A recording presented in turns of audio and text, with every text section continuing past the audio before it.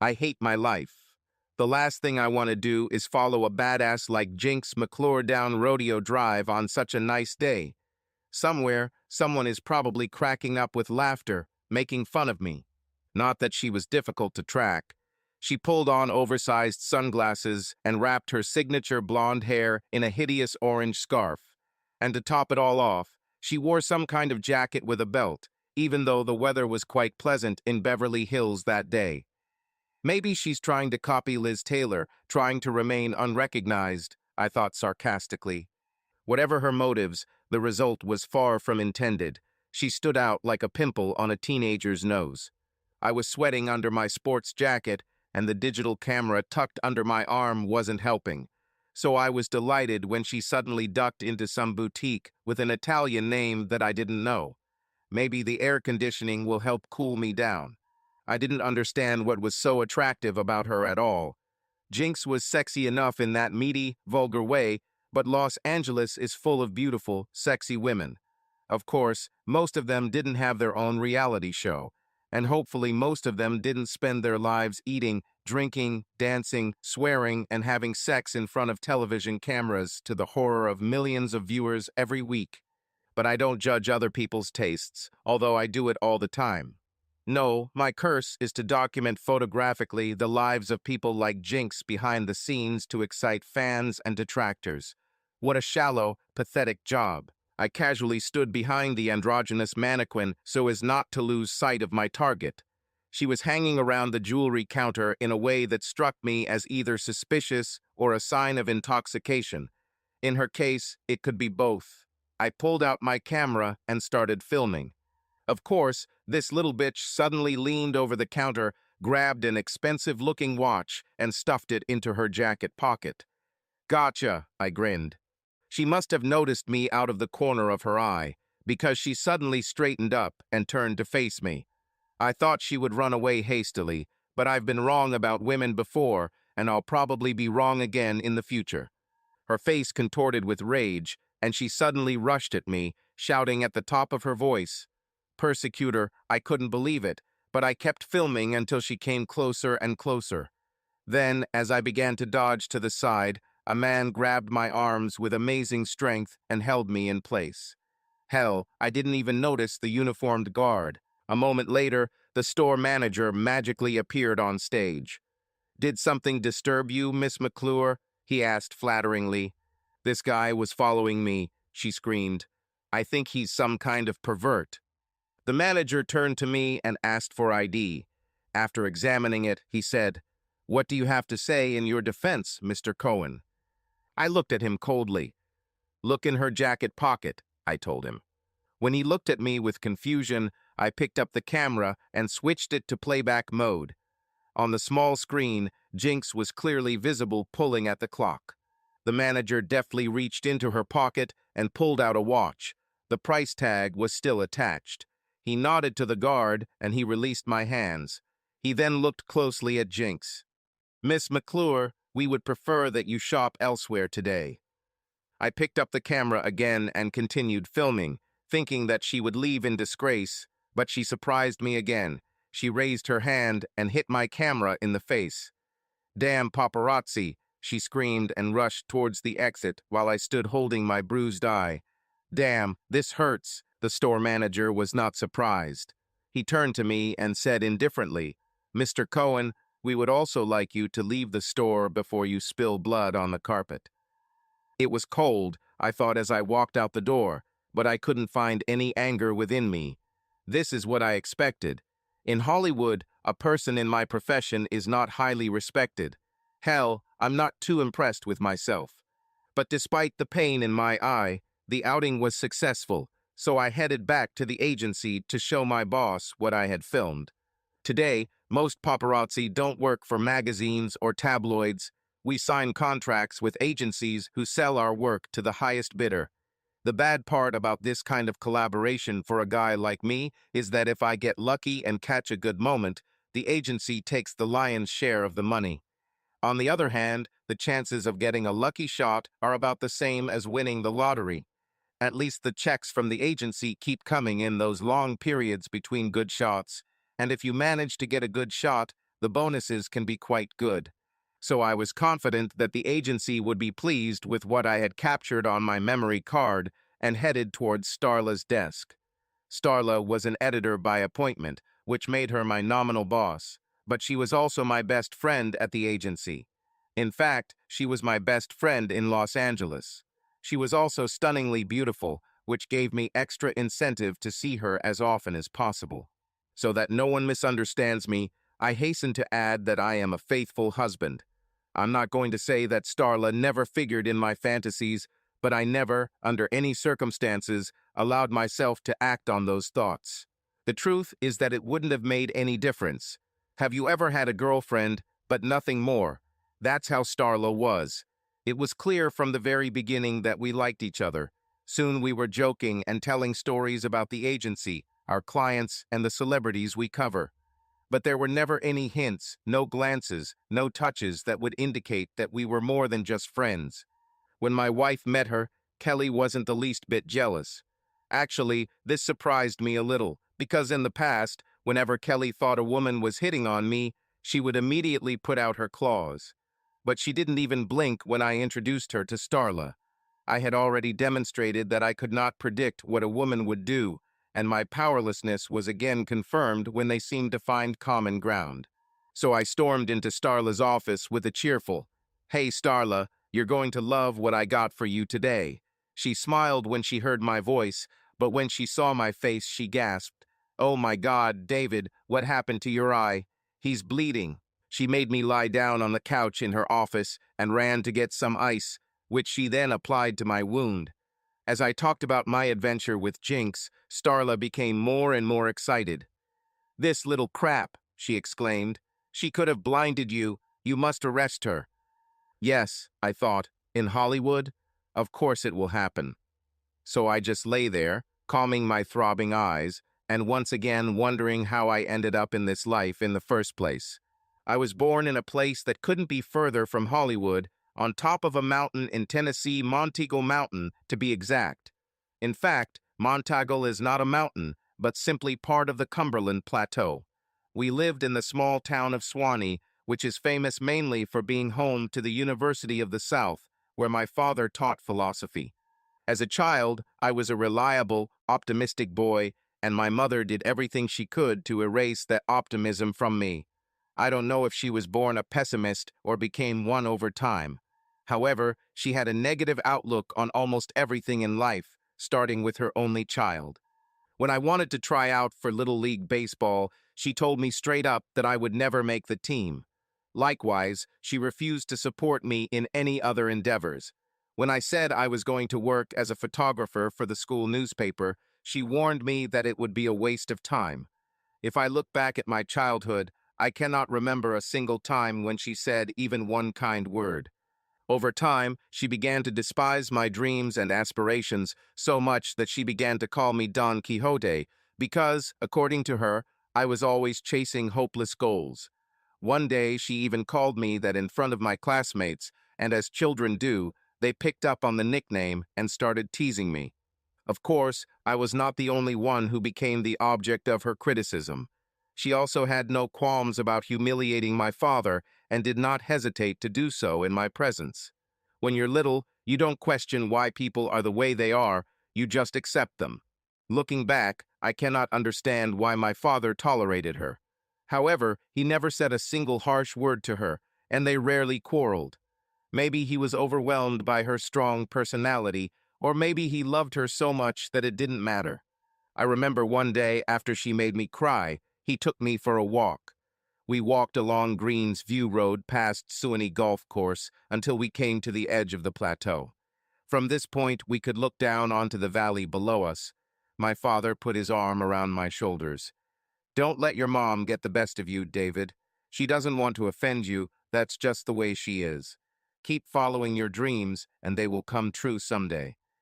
I continued to move forward, but judging by my progress, I must admit that my mother's predictions were much more accurate than my father's.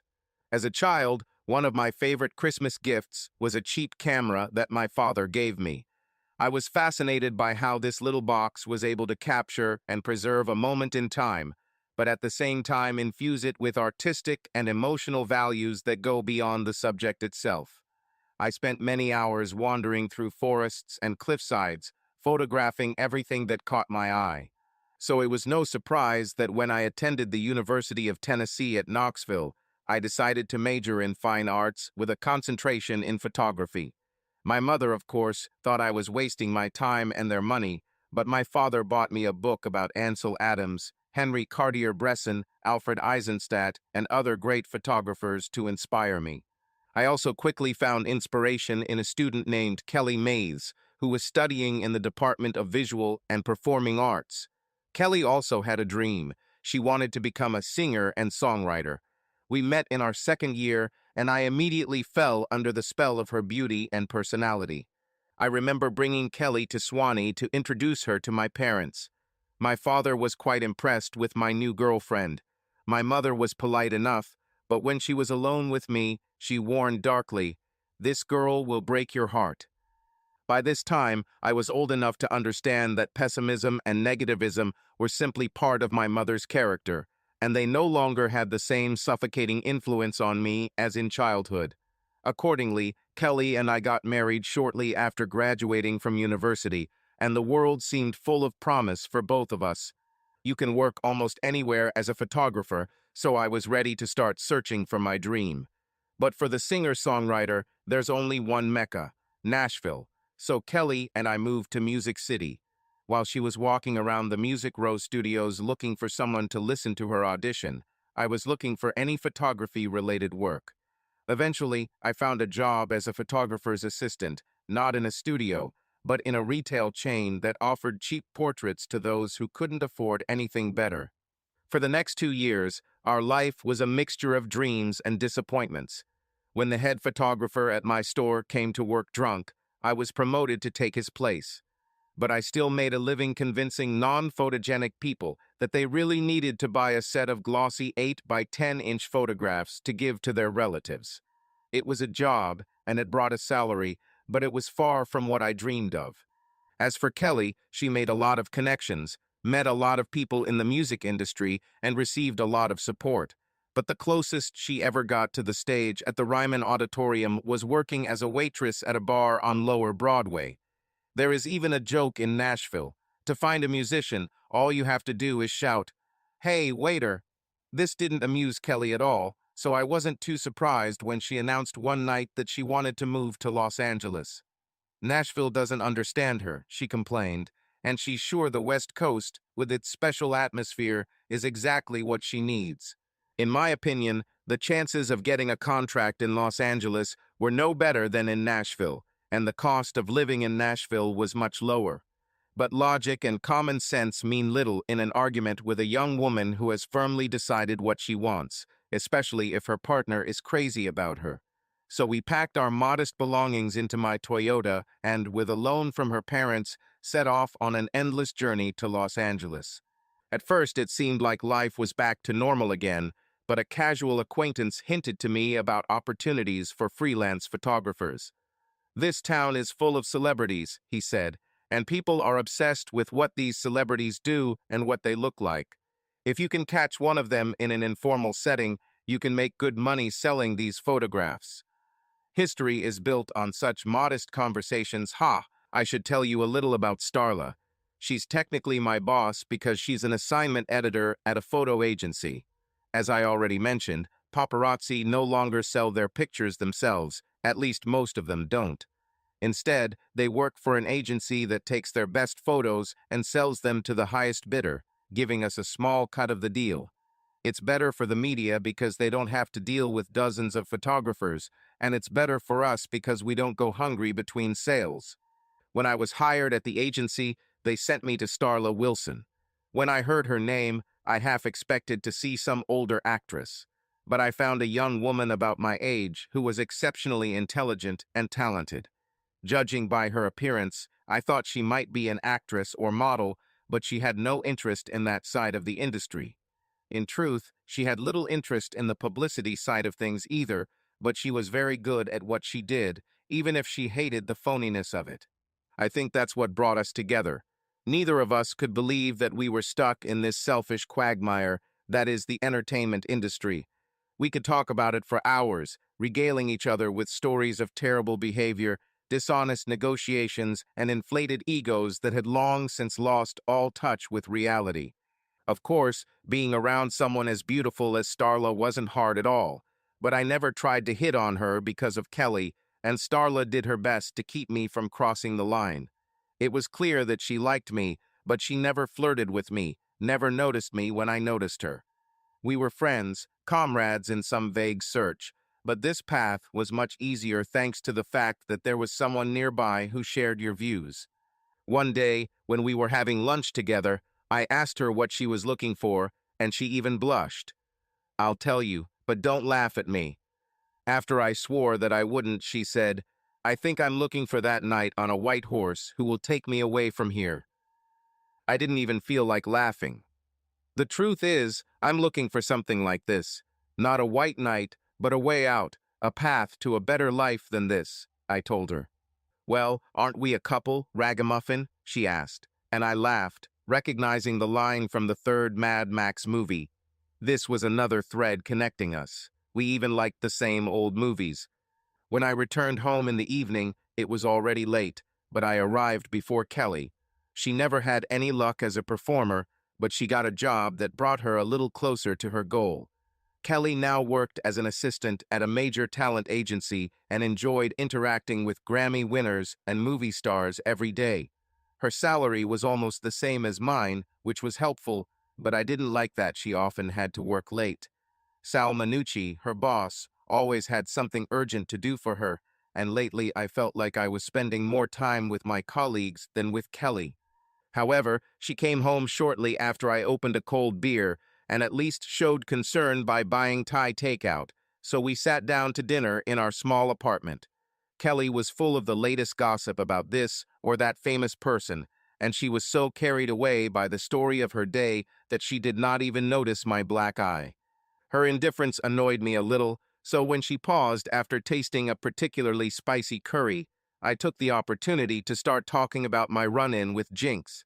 Kelly really started paying attention to me when I mentioned Jinx's name, and when I showed her my eye as the climax of my story, she suddenly became very sympathetic. "Oh God, David, your eyes look terrible.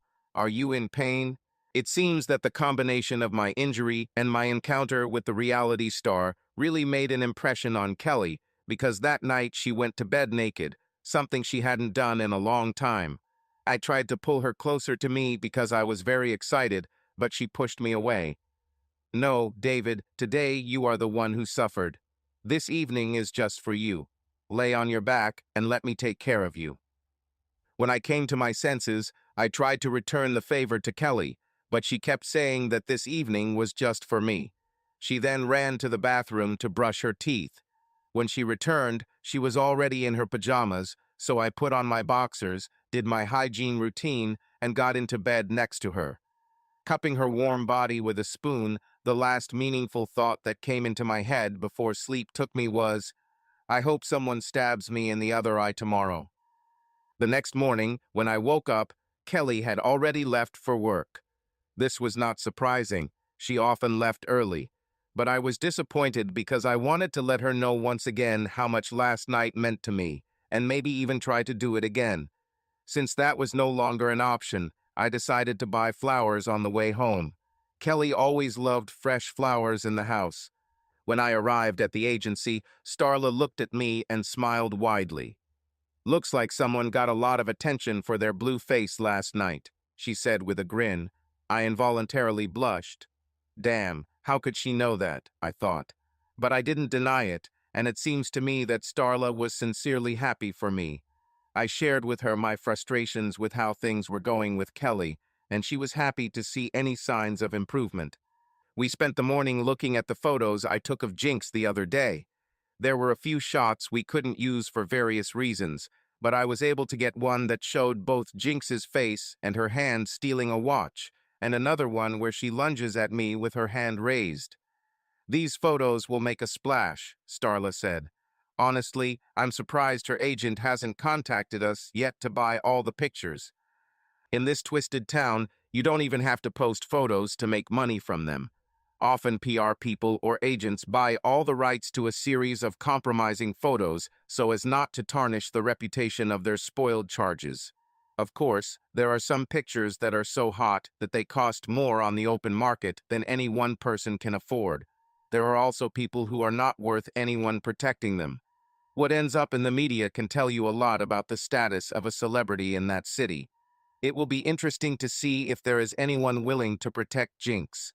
It was a wonderful day again in Los Angeles. The city averaged 300 sunshine days a year, so Starla and I decided to have lunch in the park. We managed to find a bench that wasn't occupied by tourists or seagulls, and we unwrapped our food. I was still in a good mood from last night, and that was probably what prompted me to ask Starla such a personal question. Why has such a beautiful girl like you not yet found that very white knight who will take her away from here, away from all this dirt? I asked, ironically pointing at the beautiful lake, palm trees, and green grass in front of us. She snorted at my little joke, but then her face became serious. I could give you a snarky answer, David, but to be honest, I don't know what I'm looking for. I try not to show it, but I'm pretty confused. I felt embarrassed by my clumsy curiosity and tried to apologize, but she waved her hand. No, it's okay. I feel like I can trust you. To be honest, I feel much more comfortable with you than with anyone else. I didn't understand where this was coming from. I can't remember what I did to earn her trust other than pestering her all the time. I have no shortage of offers to date guys, she continued, but none of them have really touched me. They are all so passionate about themselves, trying to impress me with their achievements, money, or the size of their private parts. This is such a farce I didn't find a hero among them. She tried to smile, but I realized that she was unhappy with the way her life was turning out. Damn, who would have thought that such a smart, talented, and beautiful girl like Starla could be so unhappy? I didn't know what to say to try to cheer her up, so I decided to change the subject back to work. We soon started making snarky remarks about Jinx McClure again, and this seemed to improve her mood. When we got back to the office, Starla went to check her email, and I went back to looking through the selected photos when suddenly the front door opened and a man in a cheap suit walked in. He talked to one of the secretaries and then came up to me. "Are you David Cohen?" he asked, and when I confirmed, he simply handed me a stack of papers and said, "Then you will be served with a subpoena." Starla came up behind me and put her hand on my shoulder. I sat there like a fool. "Summons? Summons for what reason?" The man rolled his eyes. "It's certainly none of my business, buddy, but it looks like you've just been served with divorce papers." I looked at him as if he were a creature in a laboratory. David Cohen, right? All I could do was nod. "Sorry, buddy, no mistakes," he said, and with that, he turned and walked out the door. As I sat stunned, Starla grabbed my hand and half-dragged me into her office, away from prying eyes. I glanced at the document in front of me, and the words divorce seemed to jump out of the paper. I looked at Starla. "I don't understand. Last night everything was just like in the early days of our marriage. She was so loving and caring, and now this." Starla looked at me with sympathy. "It was goodbye sex," she said quietly. Her way of saying, "Sorry, I'm leaving you."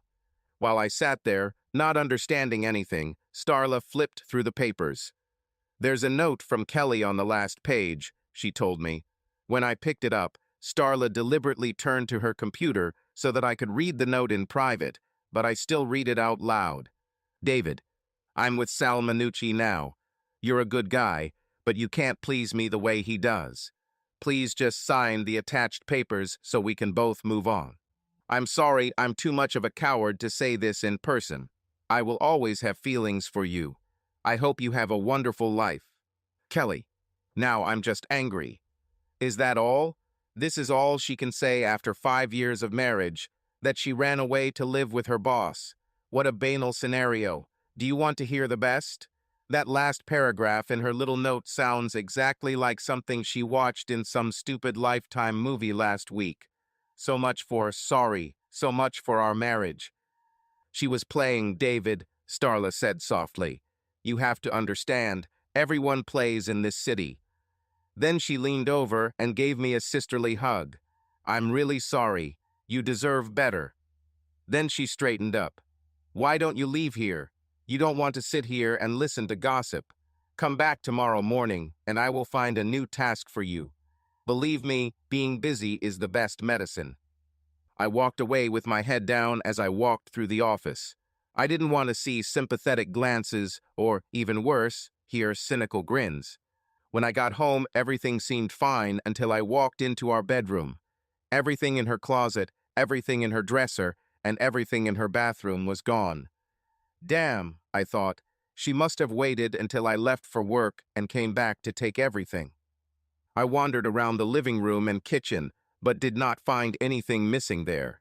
In some strange way, this made me feel even worse. None of what we had accumulated during our marriage was of value to her. I even found our wedding album. Apparently, she didn't want any reminders of me. If we had a fireplace, I would burn it. I thought about going out and getting drunk, but I've never been much of a drinker, and this didn't seem like the best time to start. I was in enough pain as it was. Deliberately causing a severe headache and stomach upset didn't seem like a smart solution. Instead, I got in my car and drove to Mulholland Drive. When I finally got there, I parked at the observation deck and walked out to look at the lights of Los Angeles. I did this sometimes when I needed to think about something, probably because it reminded me of the lookout at Suwanee. After a day like today, I needed something familiar to calm me down. "Everyone in this town plays," Starla said. Like a fool, I believed that Kelly still loved me, still wanted to be my wife. My marriage was like a movie set, I thought bitterly. Everything looks nice and normal until you look behind the scenes and see that everything is fake. The view from the hills was beautiful, but that night the flickering lights did not bring me any pleasure. This whole damn town is a facade, I decided. A shiny bait that lures you in, gives you hope, and then shatters it to pieces when you least expect it. Then I remembered my mother's prediction. She was right about Kelly. I was starting to think she was right about everything. I returned to the apartment more depressed than when I left. When the alarm went off, I hurriedly rolled over to turn it off so as not to wake Kelly. Then I remembered that I would never have to pay attention to Kelly again, and my depression returned. But the signal was annoying, so I turned it off anyway and Pop got into the shower. When I got to the office, I took out the divorce petition to look at it again. We didn't have any property that was valuable, so it wasn't an issue, and Kelly didn't seem to care about alimony, even though she wouldn't get much of it given our income. All in all, it looks like we're in for a quick and clean break. However, I decided that I would not rush into signing. I didn't want a reconciliation, especially after yesterday's humiliation, but I decided that I wanted to stall for time. Kelly seemed in a hurry to get this all over with quickly, and the thought that I could slow her plans down a little gave me a little satisfaction. At that moment, Starla came out of her office and beckoned to me, so I went inside. After closing the door, she came and sat next to me. "How are you, David?" she asked sympathetically. I told her I survived my first night alone and what I discovered when I got home. "She planned it all, didn't she?" Starla said with a sarcastic tone, and it made me feel better that someone else was angry about how I was treated. "I think you went to Mulholland last night," she said more softly. She knew about my habit of going there when I needed to sort out my thoughts. I told her I went, but it didn't help. She nodded in understanding and then said, "The best thing you can do now is keep busy. If you feel ready, I have a new assignment and they specifically asked you." "I'll take it," I said quickly. "Better wait until you hear the whole story," Starla said ominously. Then she explained everything. Mickey Morningstar was America's sweetheart, a sweet girl who began her career in children's television and successfully transitioned into roles as an actress in her 20s in film and TV. Her only problem, Starla told me, was that her reputation was too good. "Virtue is not for sale," was her agent's brief opinion. So Mickey's agent came up with a little script, especially for the tabloids, to show a different, racier side of his young client. Although she was constantly seen in the company of her regular boyfriend at parties and events, The agent wanted to stage a fake fling with a known bad boy. It was a classic move. The paparazzi take pictures exposing Mickey's affair with the bad guy. Her nice boyfriend leaves her. The media goes into hysterics, and as the excitement reaches its peak, Mickey and her old boyfriend are reunited to the delight of their adoring fans. This is called a classic Hollywood ending. The whole story was so cynical that I felt dirty even thinking about it. But why did they ask me specifically? I asked Starla. It's all about authenticity, she explained to me. You have a reputation as a hunter, a man who can find his mark and take a shot when no one else can. It makes the whole affair story more believable. Indeed, I was luckier than many in getting successful shots in difficult situations. As a boy, I spent many days exploring Savage Gorge, photographing birds and animals. I learned to move silently through the forest, climb trees, and remain motionless, while a doe and her cub passed directly under the branch on which I was sitting. I was able to put this experience to good use on several paparazzi assignments. But that didn't make it any easier for me to accept the task. So nothing about it will be real. Not the romance, not the date, not even the photos. What a farce. Although I didn't want to admit it, there was another reason why I didn't really want to take this job. After what Kelly had done, the thought of filming an affair, especially a fake one, was too painful. As I listened to Starla describe the scenario, I couldn't help but think about Kelly's little love scene the night before she so unceremoniously dumped me. And then Starla told me the most unpleasant thing. The agent who orchestrated this whole farce was none other than Sal Minucci, Kelly's new lover. Minucci? I was indignant. Why did he need me? Does he want to humiliate me even more than he has already humiliated me? Calm down, David, Starla said firmly. Perhaps he really has such intentions, but maybe this is his way of paying off you. He took something of yours, now he gives something back to you. That's how it works in this city. I made a hollow sound in my throat. But what I really think, she continued, is that Sal just needs you because he needs his little drama to be as authentic as possible. Selling the story to the public is all he cares about. Well, he may want me for the job, but I see no reason to help the bastard, I said. Starla looked at me carefully. You can refuse this job if you want, but it won't change anything. Also, do you want to let him know that you can't handle it, or do you want to show him that you can work no matter what? I thought about her words. It was not easy to accept, but I decided that I was not going to cower in front of Minucci. I'll hold back for now and take revenge later. Okay, Starla, I'm in, I said reluctantly. The next day I went to the love nest, where the good girl and the bad guy were supposed to meet. I put on my hunting camouflage and sneakers suitable for tree climbing. Well, at least I'll look like a hunter, I muttered sarcastically. I thought I had already been to every corner of Greater Los Angeles, but I was wrong. It's good that they gave me GPS coordinates, otherwise I would never have found this place. It was located deep in the canyon, in the foothills of the Sierra Madre. When I finally arrived, I found there were enough people there to make a full-length film. In addition to Sal, who came up with this fake romance, there were 2 lovebirds, plus several assistants, 2 makeup artists, and even a director for the shoot. In addition, the bad guy's real girlfriend and Mickey's regular boyfriend also showed up to the set. I think they wanted to make sure everything was in order. A real production. As I learned, the Love Nest actually belonged to the president of the talent agency where Sal worked. I needed to shoot the scene without the house being recognizable. After some time, Minucci approached me with noticeable excitement. Listen, Cohen, he said nervously, no hard feelings about Kelly, right? Life goes on, you know. I had already told Starla that I wouldn't get into an argument with Sal now, so I just nodded and said, Sure, Sal, it is what it is, business is business. He looked at me doubtfully, but was interrupted by a call from the director, and he left to see what needed to be done. As for me, I decided that the less I had to do with Minucci, the better.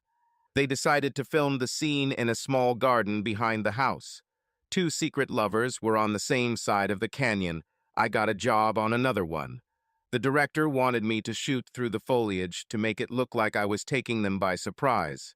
The two lovers stood and chatted, sipping lattes, until the director gave them the command. Then, having given the coffee to the assistant, they fell into hugging each other that looked so real that I even got hard. I started shooting using leaves and branches to make the shots look natural.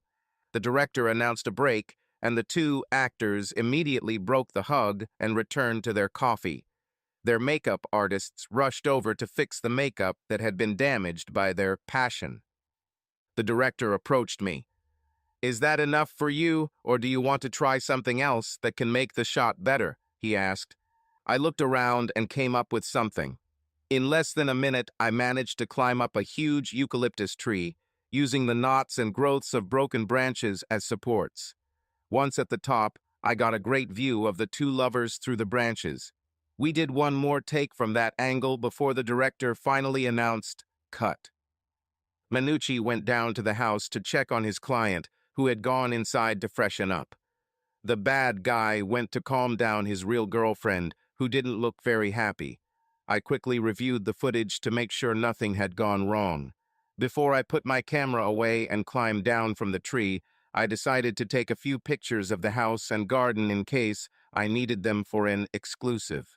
As I walked the camera around the house, some movement outside one of the windows caught my eye, and I used the zoom to see what it was. The sunlight fell so that I could see straight into the back bedroom. There, hidden from view of the others, were Sal and Mickey, locked in an embrace that eclipsed the game they were showing a few minutes ago. At first I couldn't believe my eyes, but then I started clicking frame after frame as they kissed and hugged like longtime lovers. Then one of the assistants knocked on the door to check on them, and they quickly broke their embrace. I sat on a large eucalyptus branch, stunned by what I had just seen. Sal cheating on Kelly with Mickey. Oh, Kelly will be furious when she finds out. I realized that I had a chance to get revenge, but I needed to think it through carefully. When I returned to the office, Starla was eager to hear how the shoot went. When I showed her the official photos, she was impressed. I was afraid that they would look unnatural and staged, but they turned out great. If I didn't know better, I would think that these two were really dating in secret. "Well, if you want to see real passion, take a look at the other pictures I took," I said with amusement, and showed her the pictures I took through the bedroom window.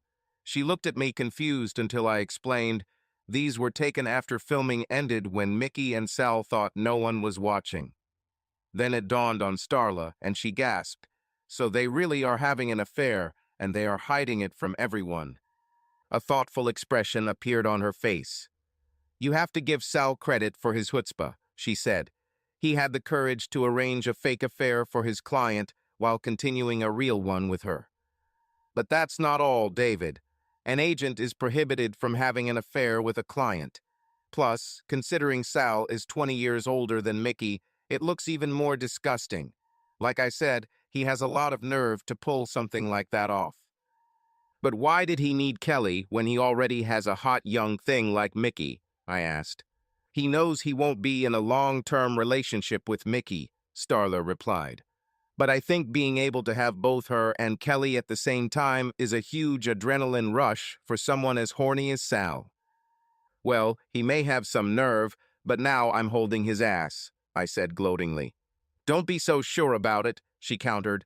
"These photos may cause problems between Kelly and Sal, but they may not be enough to convince others that Sal is actually doing something so reckless.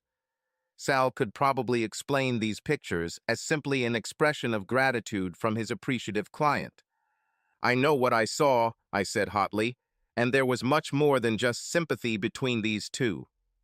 "I believe you, David," Starla quickly responded, "but I'm not the one you need to convince.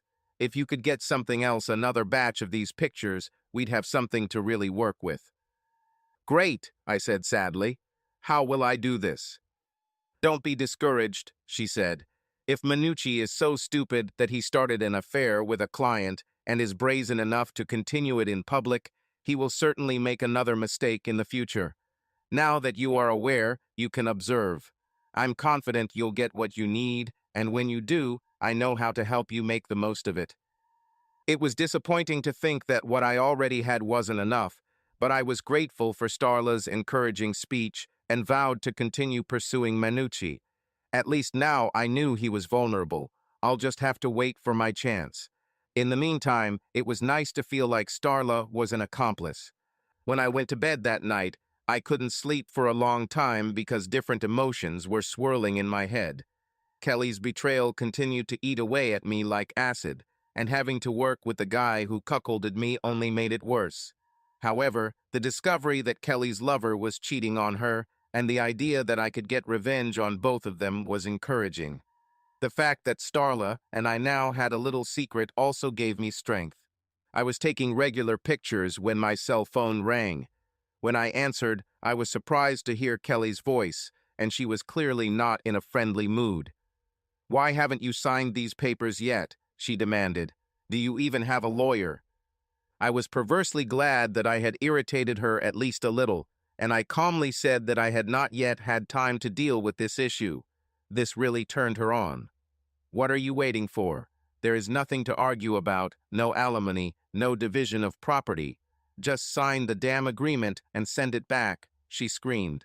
"I'm sorry, Kelly, but what's important to you doesn't matter to me anymore," I replied sharply and ended the conversation. I was going to stall for time, and if Kelly didn't like it, let her put up with it. Over lunch in her office, I told Starla about the call, and she smiled evilly. "Kelly doesn't seem to want to drag out the process. I bet she's afraid that if this drags on, Sal will lose interest in her. Of course, she doesn't know that Sal has already found other entertainment," she said with a grin. I simply grinned back. It looks like Kelly's plans may be going awry. After the shock of Kelly's betrayal, I mostly kept to myself socially. The thought of seeking female companionship did not appeal to me at all. But now that the pain has subsided a little, I noticed that my attitude began to change. I decided it was time to get back into the game. After making this decision, I realized that the person I most wanted to start a relationship with was Starla. Now that I was single, I was hoping that we could start dating outside of work. But approaching this issue was not so easy. When you've been friends with a woman for a long time, it's very scary to try to change the nature of this relationship. If she doesn't have feelings for you, not only will you be rejected, but you also risk ruining the friendship. I thought it would have been easier if I had just met Starla instead of working with her for so long. The result of all this thinking was that I decided to approach the situation carefully. If I could understand how she felt about me, I could either move forward or retreat without damaging our friendship, I hoped. One day, over lunch in her office, I cautiously brought up this conversation. "So, is there a man in your life right now, Starla?" I asked. "I never hear you talk about dating or anything like that." She was silent for so long that I thought I had made a terrible mistake. When she finally looked up at me, they were red, and I mentally cursed myself for my clumsiness. "I didn't tell you about this before," she said in a quiet, tense voice. "But when I was in college, a boy took advantage of me. I was at a party, and someone must have slipped something into my drink. I don't remember anything until my roommate found me beaten and naked on the floor in front of my room. She took me to the student clinic." "God, Starla, I'm so sorry," I exclaimed. I felt like I was below par. I wanted to hug Starla and comfort her, but after what she had just said, I was afraid that would be the worst thing I could do. In the end, the only thing I could think of was to get her some tissues. She nodded gratefully and blew her nose. Ever since then, I have had problems with men. That's probably why I'm waiting for my white knight. I'm looking for someone I can trust and who won't hurt me. She stopped crying, but I could see that she was still very emotional, and it was my fault. I was desperately trying to figure out how to fix the situation, and suddenly it dawned on me. "Listen," I said decisively, "let's skip work today. I know you love art, and the Museum of Modern Art recently opened a new exhibition. Let's see it." She hesitated for a moment, and then a determined expression appeared on her face. "Okay, David, let's play truant." We took the purple subway line to the Civic Center station and then walked a couple blocks to Mocha. As we walked around the exhibition, I couldn't stop thinking about what I learned today. It's not surprising that Starla never talked about men in her life, they simply didn't exist. After what she had been through, I could understand why she no longer trusted men. However, she didn't say she didn't want to deal with men anymore, so maybe I still have a chance. But I knew for sure that I would have to move very slowly and carefully so as not to scare her. After we finished touring the exhibit, I walked her a couple of blocks to the Walt Disney Concert Hall. This is one of my favorite places to take photos. The metal walls designed by Jerry create fantastical, complex shapes that create flowing surfaces and backgrounds. The entire building looks more like abstract art than a performing arts center. After we drank coffee in a cafe, Starla took my hands. "Thank you, David," she said, kissing me on the cheek. "I really needed a distraction today. I'm glad you're my friend." When she left, I thought about her words. I was glad I had done something right after accidentally opening such a deep wound, and her words about me being her friend were reassuring. But I still wondered if I could ever be more than just a friend to her. For people in our profession, the calendar of the entertainment world is the main factor that determines our work. The next big thing is the announcement of the Emmy nominations. I didn't have to worry about the event itself. With announcements, everyone would be there covering the show. My assignment was to cover the subsequent parties, when the nominees would celebrate until they passed out, and those left without an award would drown in grief until they collapsed. You could always count on some celebrities getting into awkward situations, all of which were fodder for the paparazzi. Of course, I had no chance of getting into one of these parties, but no one could stop me from standing outside and taking random shots whenever the opportunity presented itself. I also knew from experience that the real movement did not begin with the arrival of the guests. The best shots were often obtained after the party was over. The big producer whose party I was assigned to cover had posted security, so I had no choice but to hang around the perimeter of his Beverly Hills mansion and make jokes with the other paparazzi about the parking attendants. It's a spectacle to watch some of the most expensive cars in the world being driven by teenagers with questionable driving skills. But I had an advantage that my competitors didn't. I wasn't afraid to climb. There was a royal palm tree across the street that seemed strong enough to support me, so I climbed up using the rigger's belt I'd brought with me.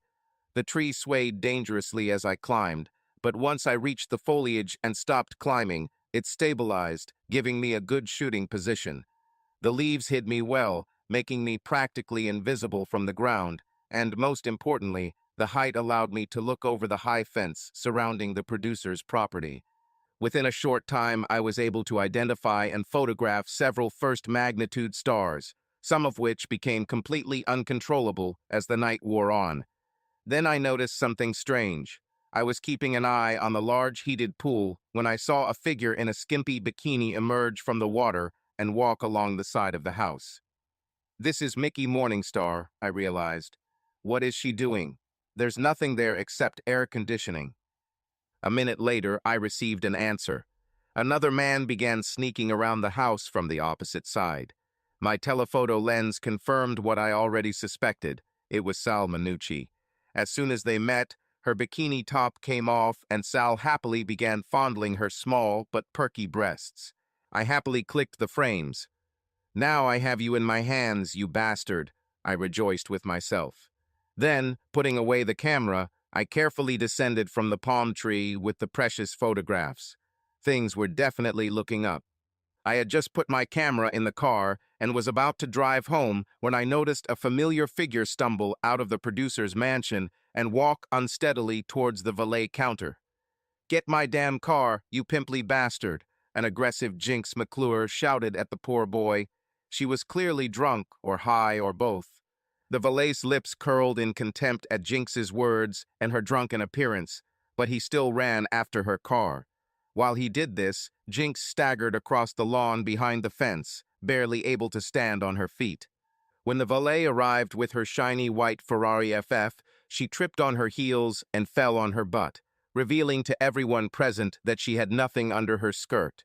She stopped to take off her shoes and throw them towards the unfortunate guy, then could barely stand up. I didn't have much sympathy for Jinx McClure, but my conscience wouldn't let me just stand by and watch her kill herself or anyone else. I walked up to the guy and grabbed his hand. "Hey, you can't give her the keys, man. She's drunk as hell, there's no chance she'll be able to drive." He looked at me with uncertainty. At this point, Jinx screamed, "Give me the keys, you stupid idiot. Don't you know who I am?" With that, the valet turned to me and said coldly, "Miss McClure doesn't look drunk to me," and handed the keys to her. "You are signing her death warrant," I shouted to him. As he continued to hold the keys, I snatched them from his hands before Jinx could reach them. "Get in the car," I shouted to her and directed her towards the passenger door. She was so drunk that she obediently allowed me to fasten her seat belt. I walked around the car and got behind the wheel. The parking attendant looked at me with a smile. "What about my tip?" he asked. "Don't drink and don't drive," I shouted and raised the window in front of his nose. He gave me the middle finger as I started the engine and the Ferrari took off into the street. I've never driven a car with so much power. I knew I had to be careful. Jinx sat limply in her seat, her head moving limply from side to side. "Hey," she said after some time, "I know you. You're that photographer." "Correct," I said tensely. "David Cowan at your service." "You were in the store when I got caught stealing," she muttered. "That's right," I answered her. "It was me." "It's okay," she said. "It was good publicity. My agent said so." I didn't see the point in talking to a drunk person, so I concentrated on driving through the streets of Beverly Hills. I didn't need a map to find Jinx's house. Any paparazzi knows where the stars live. "You're a good guy," she muttered. Then she fell on me and started fiddling with my fly.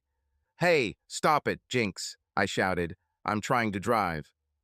"I just want to please you," she muttered. Great, that's all I needed, I thought. I pushed her away and concentrated on driving.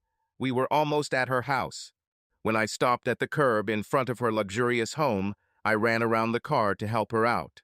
But when I opened the passenger door, I saw that she had passed out, her head falling limply onto her ample chest. When I unfastened her seat belt, I suddenly realized that she was not breathing. "Oh, damn," I swore. "Don't do this to me, Jinx."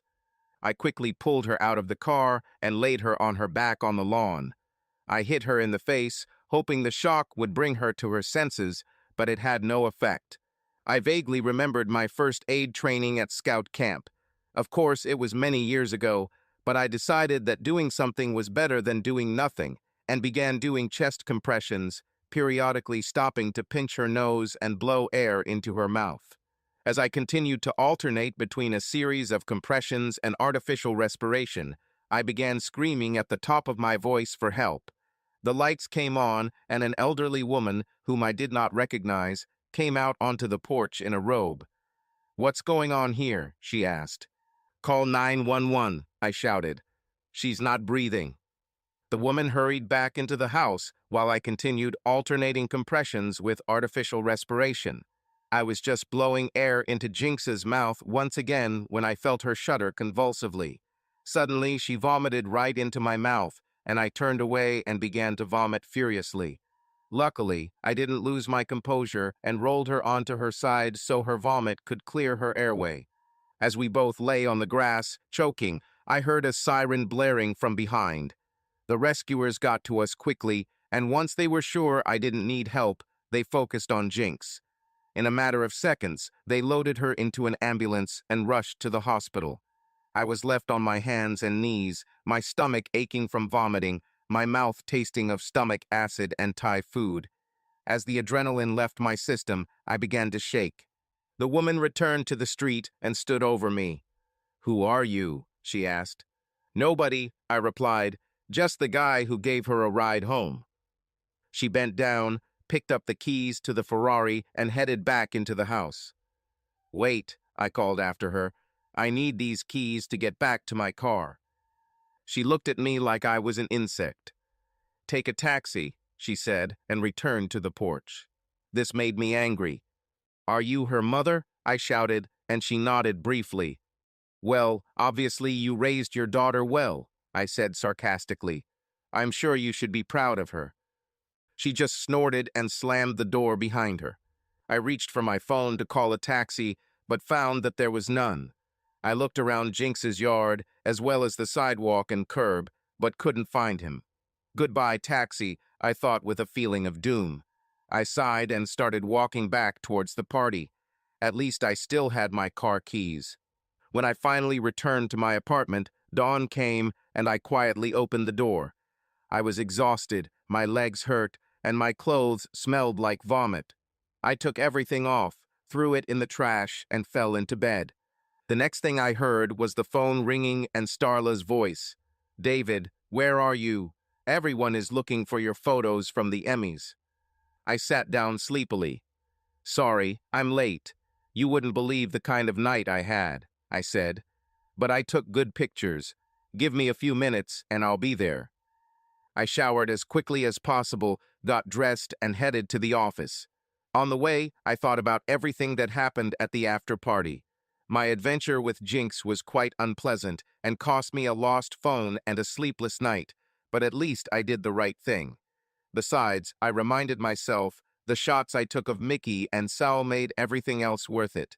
Starla was delighted when she saw the photos I took at the party.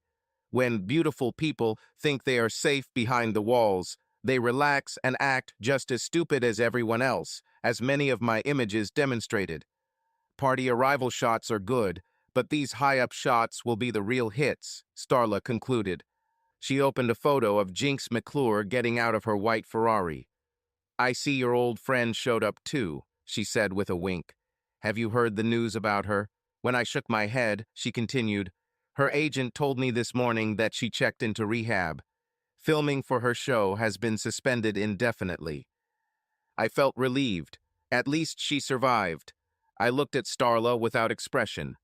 "I'm glad to hear it. This girl has been out of control for a long time. Perhaps this is just what she needs." "Yes, perhaps," Starla answered cynically, "if this is not just another PR stunt." I shook my head. She was right. In this city, it is difficult to understand what is real and what is just a game. Then I showed Starla the crown jewel of the collection, my pictures of Mickey pleasuring Sal. She looked at me with a mixture of admiration and excitement.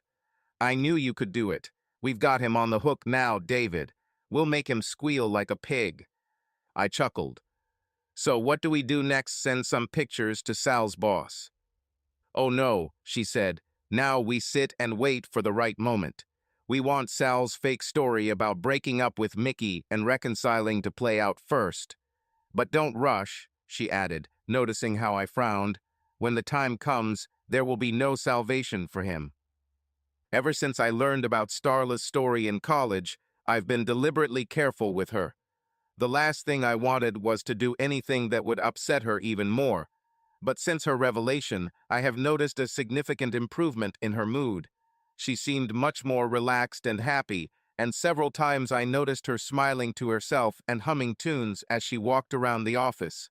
All of this made me think that now might be the right time to try to take our friendship to the next level. After several failed attempts where I lacked the courage, I saw my chance late one evening when we were working together in her office, and she was literally beaming. "You've been in a really good mood lately," I said, trying to steer the conversation away from work. "What's going on?" She literally blushed. "I didn't think it was so obvious," she said. Then she gave me her wonderful smile. "But there is a reason, and I want you to be the first to know. I'm engaged." With that, she raised her left hand to show me her engagement ring.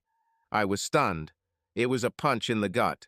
But she was smiling and waiting for me to say something, so I barely managed to say, "Congratulations, Starla. This is a real surprise. I didn't even know you were dating someone." She giggled. "We've been keeping it a secret, but last night we decided it was time to tell everyone." She then looked at the door and her smile grew even wider. "Oh great, here comes my fiancé." I turned in my chair and stood up when an attractive woman in a dark business suit entered the room. She immediately walked up to Starla, hugged her, and kissed her passionately while I stood there with my mouth open. Starla blushed again and then turned to me. "David, I would like to introduce you to my fiancée, Hannah Mortensen. Hannah, this is my good friend and colleague David Cowan."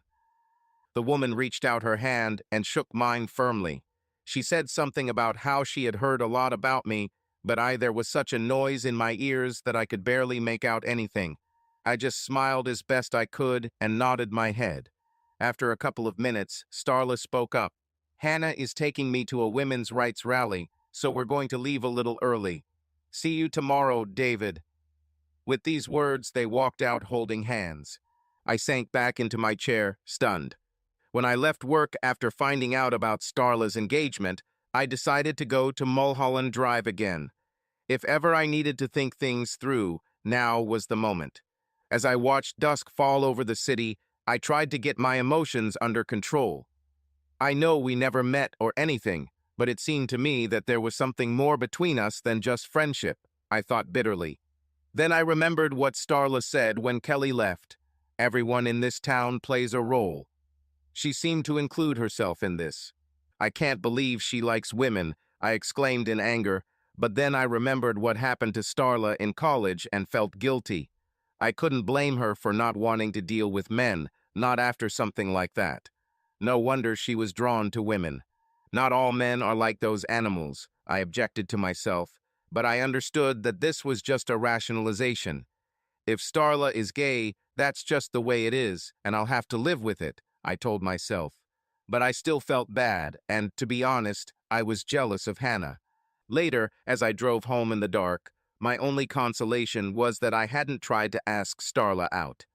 That would be really humiliating, I thought.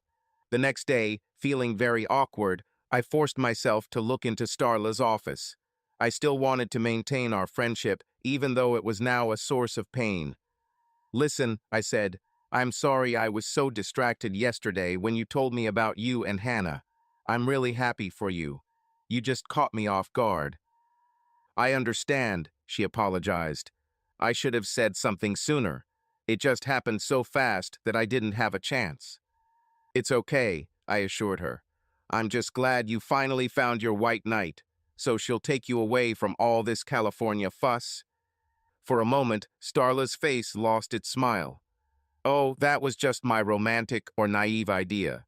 No, Hannah is a lawyer who has already made a name for herself on women's rights issues. In fact, people are already starting to mention her name in the context of a possible political career here in California, and I know she has ambitions in that direction. Considering all this, I think I will stay here for a long time." I felt embarrassed that my careless remark made her feel uncomfortable. "Hey, that's great," I said quickly. "The main thing is that you are happy, and that's the only thing that matters." She smiled gratefully. "Thank you, David. It means a lot to me." She then looked down at the papers on her desk. "Hey, I have a new task. Do you want to take it? It will be a piece of cake for you." The idea of doing something that would distract me from my personal life, or rather lack thereof, sounded good. One of the major weeklies wants to create a section, "Where Are They Now?" They have quite a long list of names, but all it takes is a little research. It was a classic format. From time to time, publications like to feature stories about celebrities and other personalities who were once popular, but then disappeared from view. Fans love finding out what happened to their old favorites and what they're up to now. This quest won't be as difficult as some, but it will take time and effort to find everyone. It would allow me to get out of the office and take my mind off Starla, so I decided to take it on. For many of the former celebrities on the list, my task was no more difficult than contacting their former agents. Many agents stayed in touch with their old clients, and most of the clients were glad to be back in the spotlight, even if only for a short time. But some seemed content to leave the past behind them, and it took a little searching for them. I found a former soap opera star who had moved to Encino and now owned a small organic farm. She didn't really want to remember her past, but I managed to get some good pictures of her working in her fields. But there was one guy, a former rock musician named Billy Badley, who seemed to disappear completely from the radar. He had several big hits in the early 90s, as well as several run-ins with the law. But unlike many others who clung to their former glory with endless shows and reunion tours, Billy simply disappeared from the scene, severed all ties with his label and agent, and went into obscurity. I assumed that Billy Badley was not his real name, and an old issue of Rolling Stone magazine revealed that he was born William Atkinson. I used this name to check the tax records and found 7 William Atkinsons who owned property in or near Los Angeles. What luck, I thought sarcastically as I went to check on each of them. The next day, I managed to eliminate 5 Atkinsons from my list, but the last 2 lived on the other side of town. The next day, I reluctantly went to the next address, which was somewhere in Topanga Canyon. I drove my old Toyota west on Highway 10, turned onto the Pacific Coast Highway, and then headed north on Highway 27. That's where things started to get interesting. When I got to Topanga, I thought I had found the right turn, but soon found myself on a series of steep switchbacks along the slope. I was about to turn around and go back when, rounding another blind turn, I saw a frightening sight. The small pickup truck appeared to lose control on the loose gravel and spun out. Its rear wheels were now hanging over the edge of the canyon. The panicked driver continued to press the gas, spinning the wheels in a futile attempt to get back on the road. I pulled over to the side of the road and ran to the pickup truck. The woman behind the wheel held onto the steering wheel like a life preserver, her eyes wide. "Get out of the car," I shouted, but she didn't move. "You need to get out," I shouted again, "otherwise the car will fall down." But she continued to sit and press on the gas pedal. In desperation, I jerked the door open and grabbed her hand. "Come on," I shouted, and this time she looked at me with a surprised expression, as if she couldn't understand how I could stand there. I pulled her hand harder, and she suddenly let go of the steering wheel, so I pulled her to the ground, falling with her. I jumped to my feet and helped her up, trying to get us both away from the car, which was leaning dangerously now that the front seat was free of weight. But instead of retreating to safety, she again headed towards the truck, which was now rocking even more. "No, stay away from the car," I said, trying to pull her aside, but she screamed, "My baby," and I gasped in horror. I grabbed her by the shoulders and held her in place. "Wait here," I ordered, and then rushed to the cab of the truck, desperately searching for the baby. I saw no child seat, bassinet, or other signs that there was a child in the car, but then I noticed a white shadow on the passenger seat. It was a small dog. "You're going to die," I thought, throwing myself across the front seat and grabbing the frightened animal. It bit me, but I managed to grab it by the collar and jerk it out. Then I hurriedly climbed out of the cab and collapsed onto the asphalt, just as the truck began to slide inexorably down the side of the canyon. The open door must have passed just inches from my face as I lay on my back. I lay there for a minute, trembling from the horror I had experienced. The woman seemed to have come to her senses. She came up to me and snatched the dog from my hands. "Oh, baby, are you okay? You scared me so much," she said while the dog licked her face with obvious pleasure. Finally, I sat down, and the woman seemed to notice me for the first time. "Geez, mister, are you okay?" I nodded, getting to my feet, and she came over to me, wrapped her arms around my neck, and started showering me with kisses. "You saved baby," she exclaimed in awe. "He could have died." I gently pushed her away to dust off my pants. You too could die, I thought, and so would I, for that matter. But I kept these thoughts to myself, not wanting to send her into a state of panic again. "Listen," I said, looking down into the ravine, "we can't get your pickup out without a tow truck, if it's even repairable. Do you live nearby? I can give you a ride." Her face immediately darkened, and I thought she was going to cry. "Oh God, Billy will be so mad at me." "It's okay," I tried to reassure her. "It was an accident. There was nothing you could do." "No, I couldn't," she sobbed. "It's not my fault." This thought seemed to lift her spirits a little, and when I again offered to drive her home, she agreed. As she directed me along the steep, winding roads, I glanced at her out of the corner of my eye. Now that the accident was behind me, I could see that she was probably around 30 years old and very attractive. She was wearing a t-shirt that did nothing to hide the size of her breasts. Shorts and flip-flops were her only other clothing. I realized that my luck was even better than I thought when I avoided falling off a cliff. She introduced herself as Bitsy Baker, and when I said I was David Cowan, she smiled and extended her hand. "Nice to meet you, David." I asked what she did, and she said, "Oh, I work as a housekeeper for Billy Badley." As soon as she said this, she immediately covered her mouth with her hands and looked at me with a feeling of guilt. Oh no, I shouldn't have said that. Billy made me swear that I would never tell strangers about him or where he lived. Then she looked at me and relaxed a little. "But you saved baby's life, and now you're taking me home, so I guess you're not a stranger, right?" I smiled and assured her that we were old friends now. Moreover, I was once a big fan of Billy, I admitted honestly. "So how did you become his housekeeper?" "I was a fan," she replied lightheartedly. "I went to all his concerts, slept with him and everything, and then he just took me with him wherever he went. When he left the band and bought this house in Topanga, he brought me with him." When she said, "this house," she pointed to a gravel road that led through a thicket of bushes. I turned where she indicated, and as soon as we rounded the low hill, we stopped in front of the gate. Bitsy jumped out of the car, entered the combination, and the gate slowly opened to let us in. I didn't see a mailbox or any other signs that there was anything else there, but as we drove around the hill, I saw a large house with several smaller buildings around it. She pointed me to a small hut on the edge of this settlement. "That's where I live," she said cheerfully. I looked at the big house, and she caught my eye. "This is Billy's house," she explained. "I clean it every time he leaves, or when he's home and wants." She hesitated, but then just finished. "Well, whenever he wants." "I see," I replied cautiously. "So maybe we should go and tell Billy what happened to the pickup, and that you're okay." "We can't do this," she said. "He left again with friends in Mexico and will not return until after dark. They go there all the time. I think Billy has some friends in Tijuana or something. I'm alone here, but I'm already used to it." She smiled at me. "Would you like to come over for a cup of coffee?"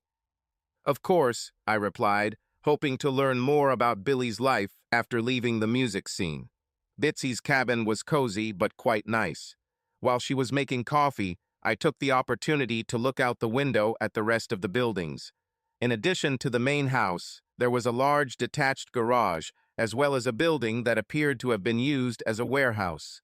Now that I looked more closely, I noticed that the entire area was surrounded by a tall chain-link fence topped with barbed wire, and there were CCTV cameras mounted on several posts.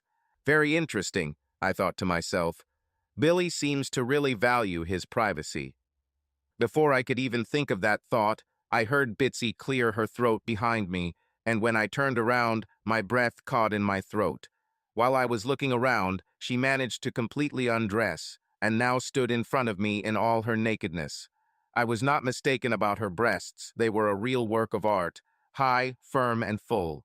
Slowly scanning her body with my eyes, I realized that housework apparently gave her enough physical exercise. "I really didn't thank you properly for saving baby's life," she purred with that thin smile that women have when they know they have a man in their arms. "Bitsy, you don't have to." I started to protest, but she stepped forward and put her fingers to my lips. "But I want," she said. "I really want. I haven't been with a man for so long." Then her fingers began to unbutton my shirt, and once she had that done, she quickly rid me of my pants, shoes, and underwear. She then pushed me towards the sofa, and I sat where she wanted me to sit. The fact that I hadn't had sex since Kelly left, plus Bitsy's obvious arousal, brought me to a state I'd never experienced before. We lay there for several minutes until I rolled to the side. She pulled me towards her and gave me a sweet kiss. "Oh wow, David," she said, "that was amazing. I don't think anyone has ever been so passionate about me. I really needed this." Then, to my surprise, she came over, picked up her dog, brought it to me, and let it lick my face several times. "Baby also wants to thank a good man," she said in a childish voice. I wasn't much of a dog person, but I told myself I was willing to put up with a few dog kisses just so Bitsy could show her gratitude again. After making sure Bitsy was okay and advising her to contact her insurance company about her car, I headed back home. As I left, I made careful mental notes of the area and route to Billy Canyon because I planned to return the next day when Billy was supposed to be home. The next morning, I stopped by the office to give Starla the rest of the photos I had already taken for the Where Are They Now article. When she asked about Billy, I decided not to tell her all the details about my adventure with Bitsy yesterday, but I told her that I was able to find where Billy lives and hoped to get pictures of him in the future treatment. She nodded and then pulled out the latest issue of a popular celebrity magazine. I thought you might be interested in looking at the preview issue, since it contains your work, she said with a smile. Of course, the cover featured one of my shots of Mickey Morningstar hugging the bad guy she's supposed to be having an affair with. I opened the article, and there, in breathtaking style, was Sal's fictional account of their affair. I thought about what was really happening and chuckled. Starla watched my face carefully, and when I laughed, she said, "I knew it would make you smile." "So when are we going to release those pictures I took of Mickey and Sal?" I asked her. "We need to wait until the second part of Sal's little fictional story comes out," she advised. "The truth will have its greatest impact then." I smiled. This will really be impressive. Over dinner, we continued to discuss the surprise Starla was planning for Sal and Kelly. Just as I had hoped, Starla knew how to do everything for maximum effect. At first, I was full of enthusiasm, but as the conversation progressed, my enthusiasm began to subside. The problem was that I couldn't help but think about Starla. Watching and listening to her, I couldn't stop wishing things were different. I knew she preferred women, and I had to accept that nothing would happen between us. But the truth didn't make her any less attractive to me. I felt like the mythical Tantalus who is always hungry for the fruits hanging above him, but cannot reach them. Being around Starla was painful, and like Tantalus, I couldn't shake the pain. "So, how are things going with Hannah?" I asked, trying to sound as casual as possible. "Of course, it's all right," she replied sharply. "Why should it be different?" "No reason," I quickly replied. "Just keeping the conversation going." Her shoulders relaxed a little. "Sorry for running into you," she apologized. "It's just that Hannah seems to want me to go to every meeting and rally she goes to, and it's a little stressful considering everything that's going on at work and beyond." "Of course I understand," I assured her. I mentally blamed myself for causing her stress again. It seems that brides always have a lot of worries before their wedding that men cannot understand. I vowed to myself not to bring up the topic again and left her office as quickly as possible. I decided to head back to Topanga Canyon after lunch. Most celebrities aren't morning people, and I didn't want to start by waking Billy up. As I drove, my thoughts kept returning to his domain. It's not uncommon for celebrities to want to protect their privacy, but with Billy it seemed excessive. Something is wrong here. So when I approached the canyon, I stopped 100 meters from the entrance to Billy's property. From there, I crossed the field, trying to stay behind the hill to hide from view. When I got to the top of the hill, I lay down in the grass and bushes and used my telephoto lens to try to see what was going on there. I first pointed the camera at Bitsy's hut, but there was no activity there. Then I turned the lens to the main building. A large SUV was now parked next to the house. As I shifted my focus, I noticed two vans parked in front of the garage. As I watched, several men were unloading bundles from vans and moving them into the storage area I had noticed earlier. Then another person appeared. He seemed to be leading the others, but what really struck me was that he was holding what looked like an assault rifle. I continued to take pictures, wondering what Billy had gotten himself into. Suddenly, I felt someone's knee hit hard between my shoulder blades, pinning me to the ground and knocking the air out of me. Lying on the ground, gasping for breath, I felt the barrel of a gun against my ear. "Okay, asshole, shut up and crawl back," a rough voice said, and I hastened to obey as soon as I could breathe again.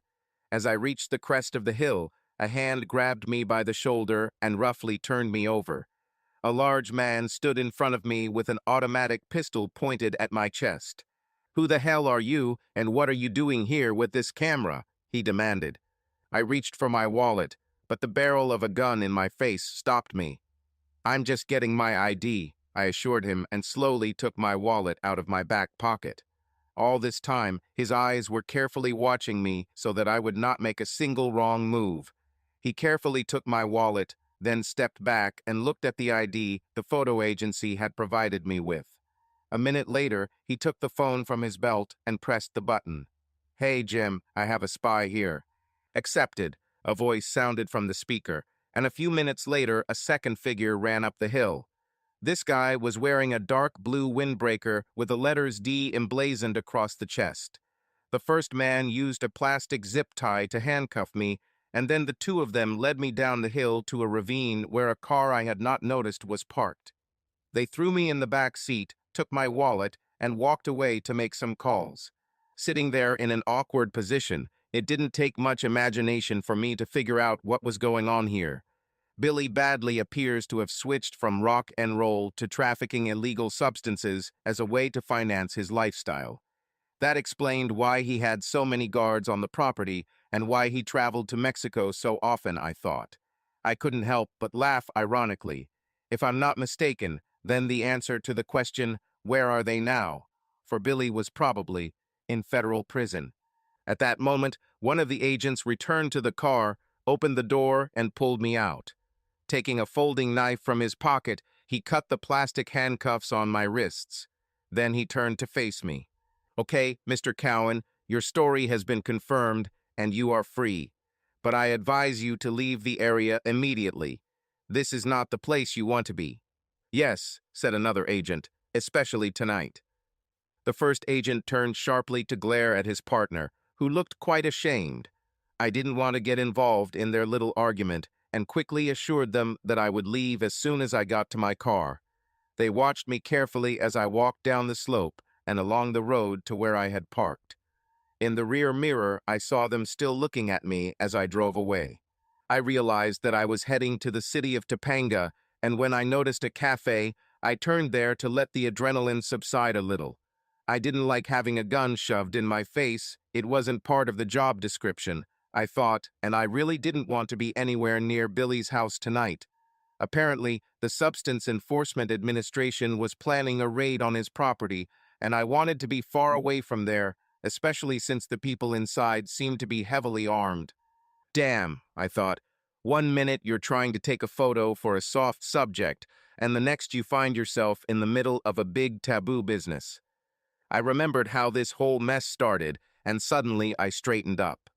Damn, I completely forgot about Bitsy. Part of me argued that she had made her choice, and I shouldn't interfere with it. But another part knew that poor, stupid Bitsy most likely had no idea what she was getting herself into. They might kill her if I don't warn her, I thought. It hurts to have a conscience. I didn't really owe anything to Bitsy, but I still felt responsible for her. If it was worth getting her out of the truck, I told myself, then I should try to get her out before the shooting started around her. Damn, damn, damn. Finally, I made a decision. It was already late, and the canyons and ravines accelerated the onset of darkness. When I felt the light had dimmed enough to provide me with cover, I headed back down the highway to Billy's house, cursing myself for being a fool with every kilometer I passed. This time I parked even further away so I could start walking. I knew I had to stay low and out of sight, but at the same time, if I didn't hurry, I might arrive too late. Finally, I noticed a dry creek bed that I remembered from a previous visit. I hoped it would provide enough cover for me to approach the complex undetected by both the agents and Billy's men. Equally important, I noticed that at one time, perhaps during the rainy season, a stream had eroded the fence line, leaving a gap. Now I thought I could crawl under it to get into the territory. By the time I got under the fence, the temperature had dropped significantly, and I felt myself starting to shiver. Or maybe it's just fear, I thought. Anyway, I continued to sneak up to Bitsy's little house, hoping that the agency would concentrate on the main house, and there would be no guards around. I crawled the last 20 yards to Bitsy's house and knocked softly on the door from my knees. When it opened, I hurriedly climbed inside and quickly closed the door behind me. "Bitsy," I said tensely, "you need to get out of here now." She just stared at me. "What are you doing here?" she asked. "Billy was so angry when he found out you were here yesterday. I don't know what he'll do if he catches you here now." I looked at her and suddenly realized that her left eye was bruised. "Bastard," I began to curse, but before I could say anything, the door behind me swung open, and the largest Latino I had ever seen burst inside with an assault rifle. "Who are you, damn gringo?" he shouted, and Bitsy screamed softly in fear. I slowly raised my hands to show that I was unarmed and said, "Hey, I'm just Bitsy's friend who came to see her." "How the hell did you get through the gate?" he demanded. But before I could answer, screams came from outside. Suddenly, a powerful spotlight illuminated the camp, and we heard an ominous amplified voice through the loudspeaker. "This is the US department. We have surrounded you. Come out with your hands up, and nothing will happen to you." For a second, there was absolute silence, and then there was a hail of bullets, and in the darkness, where the spotlight did not reach, it was possible to see flashes of gunfire. A large Hispanic man walked up to the window and broke several panes with the butt of his rifle. "Damn feds," he shouted at the top of his lungs and began to shoot from his weapon, apparently trying to shoot down the searchlight. I turned to Bitsy. "Get down," I shouted, trying to throw her to the floor, but she resisted me. "Where is baby?" she screamed. "I have to find baby." I grabbed her by the shoulders and pushed her back, just as a volley of gunfire ripped through the bungalow. I turned to see what happened, and what felt like a baseball bat hit me in the head. I fell on Bitsy and lost consciousness. When I came to my senses, I could not move my arms or legs. "Where am I?" I asked in a voice that sounded more like a wheeze than the scream I was expecting. A hand squeezed my shoulder. "You are strapped to a stretcher in the ambulance," the voice said soothingly. "You are being taken to Woodland Hills Hospital." I think this means that I haven't died yet, I thought, and again plunged into unconsciousness. The next time I woke up, the light was so bright that it hurt my eyes. But there was little I could do as the doctor in his scrubs pulled back my eyelids and carefully examined my pupils. Finally, he released me and began making notes on the medical record. "Where am I?" I asked, having difficulty thinking. "What happened?" He looked at his card again and then looked at me with a strange look.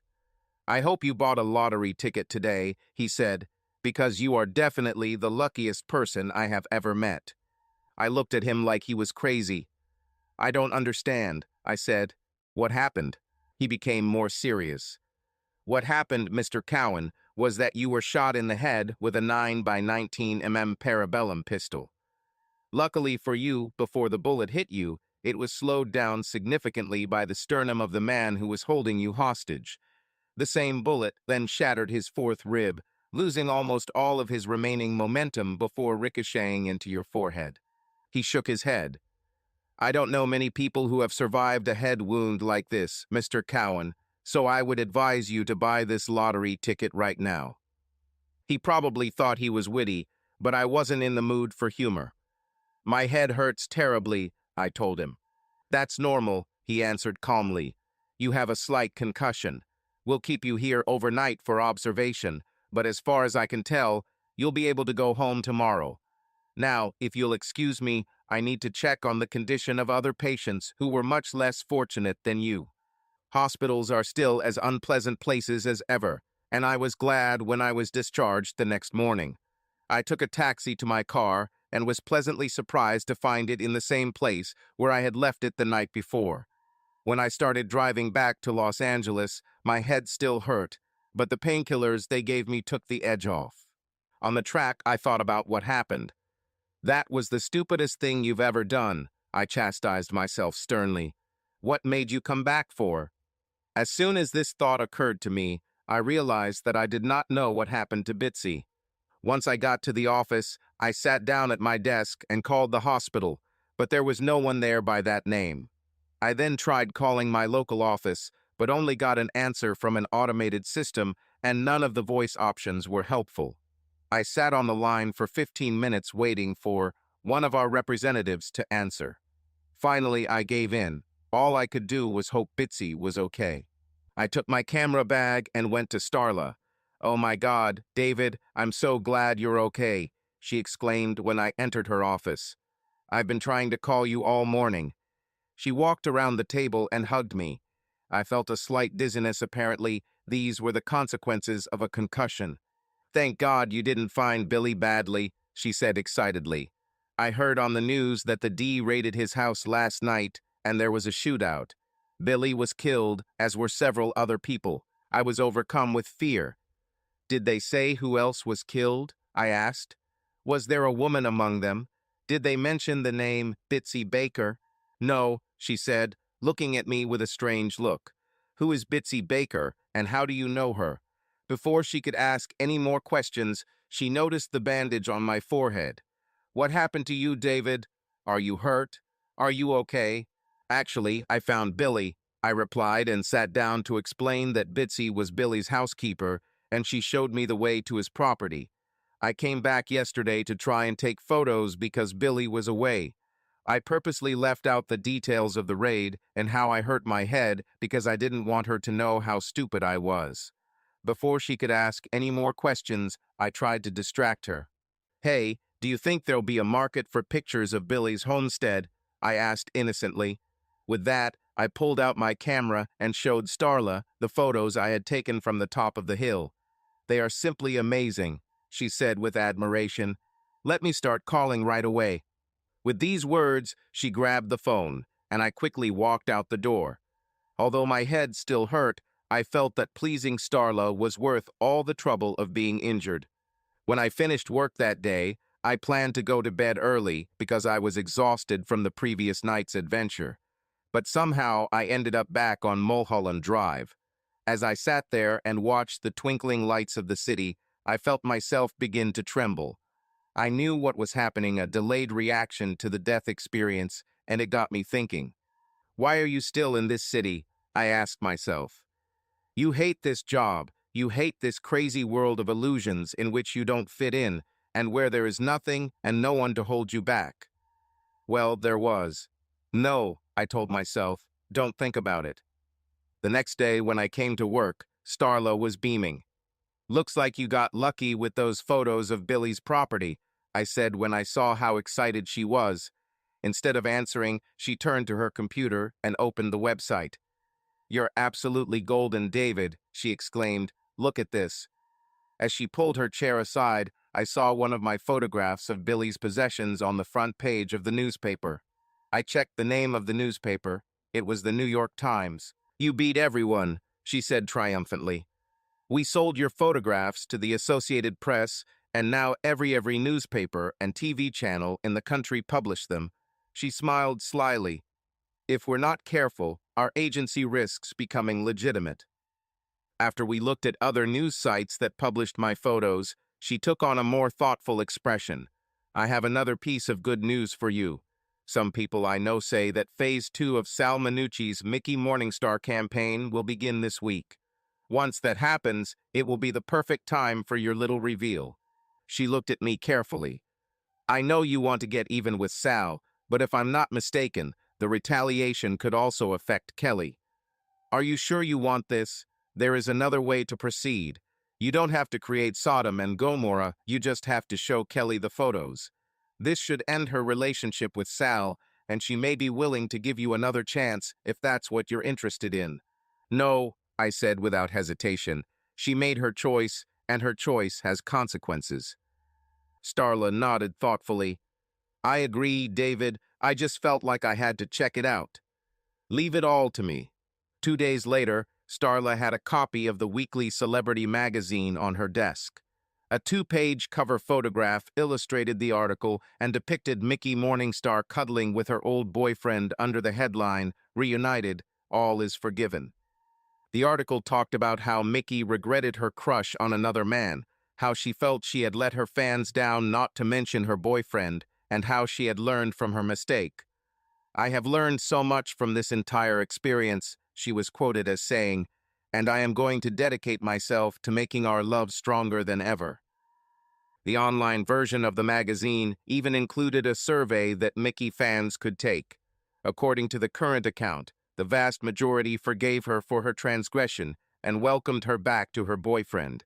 Starla was on edge. I know the head of programming at the channel who hosts the Mickey Show.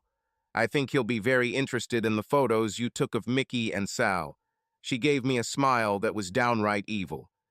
Now we have them, she said with such pleasure that I involuntarily winced. As I learned later that day, wincing was the least of what happened after Starla sent the network some of my best pictures from both the cottage and the Emmy party.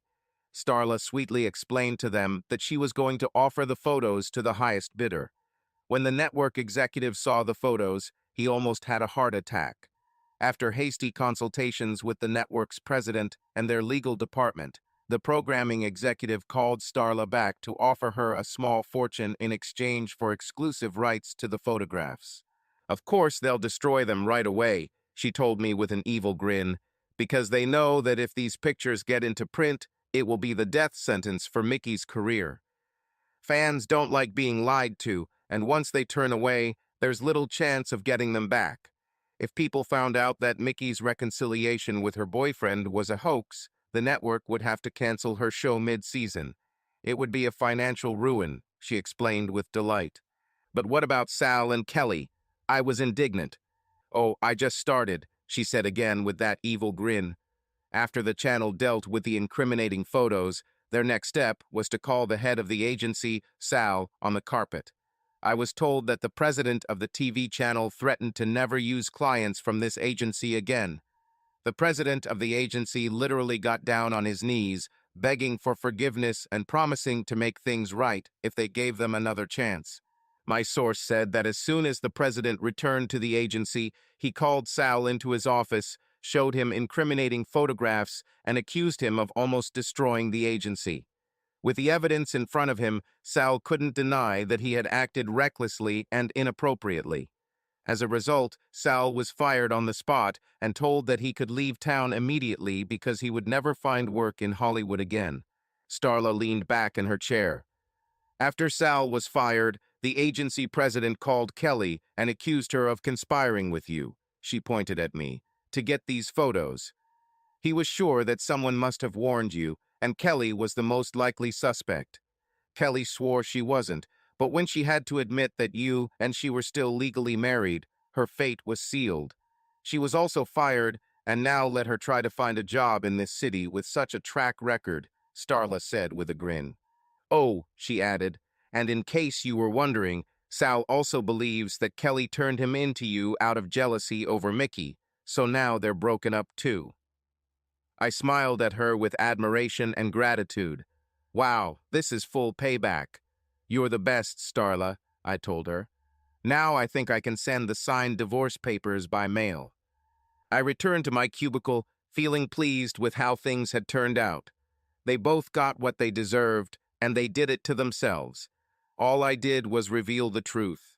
They made their choice, and choices have consequences.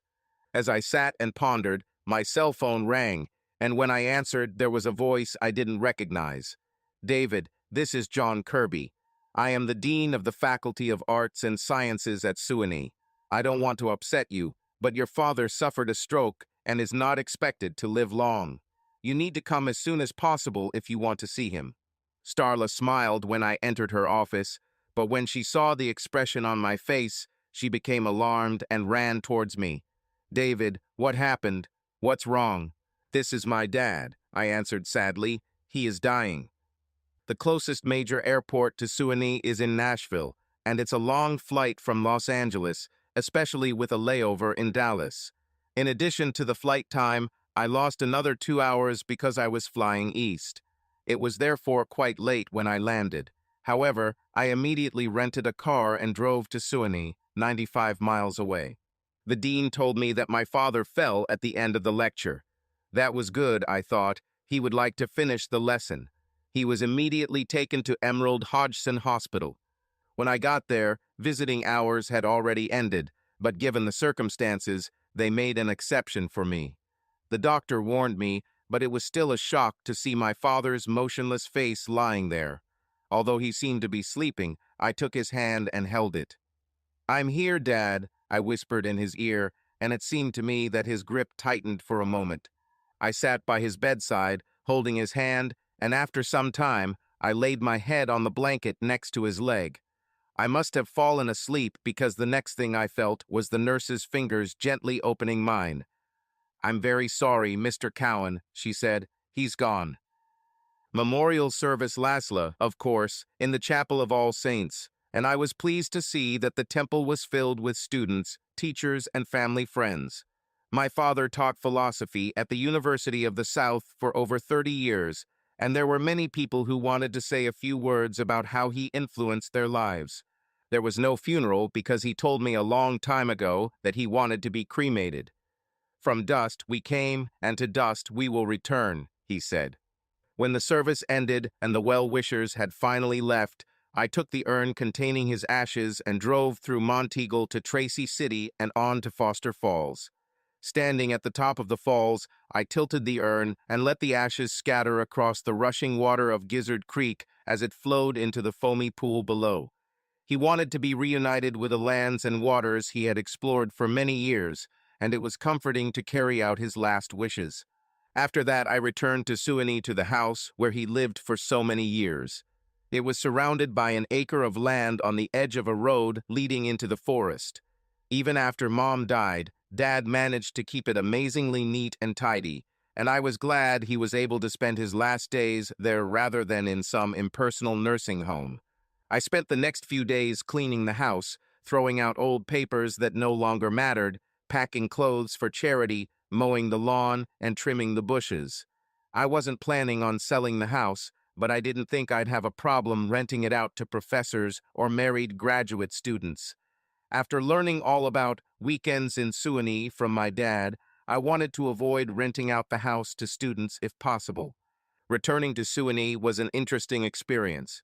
I thought I would feel uncomfortable returning to my childhood home, but instead I felt relaxed and calm. Maybe it was the mountain air, but whatever it was, I slept better than I had in months. A few days later, Dean Kirby called and asked me to come to his office. I assumed that he had some personal belongings of my father that he would like to give to me, but I was wrong. "David," he said to me as I settled into a comfortable chair, "one of the Cohens has worked at this institute longer than I've been teaching here, and I would be unpleasant if this connection were interrupted. I was wondering if you would consider working at the university." I began to protest that I did not have the appropriate qualifications, but he interrupted me. "I've seen your publications in many publications," he said, pointing to a copy of the New York Times on his desk.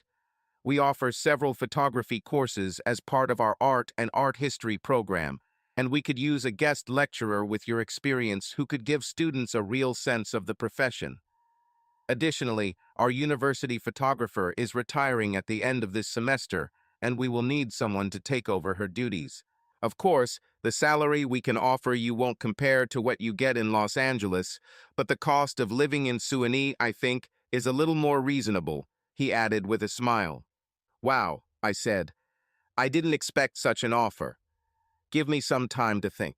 "No problem," he said. "We don't need to know the answer for another month, and you won't actually start work until the 1st of August. But I really hope that you will seriously consider our proposal." I promised that I would think about it, and, leaving his office, I went for a walk around campus. The Gothic architecture seemed appropriate, making the university feel like a medieval enclave high above the neon and plastic world I'd been living in lately. As a child, I wanted to quickly leave for the lights of the big city. Now the tranquility of the campus and this beautiful little city seemed very attractive. That afternoon, I drove to Greens View to watch the sunset. Below, I could see fields crossed by rows of trees, rivers, ponds, and the occasional farmhouse, all stretching into the distance to the northwest. I couldn't help but notice how clear the view was. There was no brown haze in the air, as is often the case in Los Angeles. Why not do it? I asked myself. The house is now mine, and it is paid for. If I live there instead of renting it out, my expenses will be very small. More importantly, I will be far away from all the falsehood, inflated egos and pretense that I hated so much.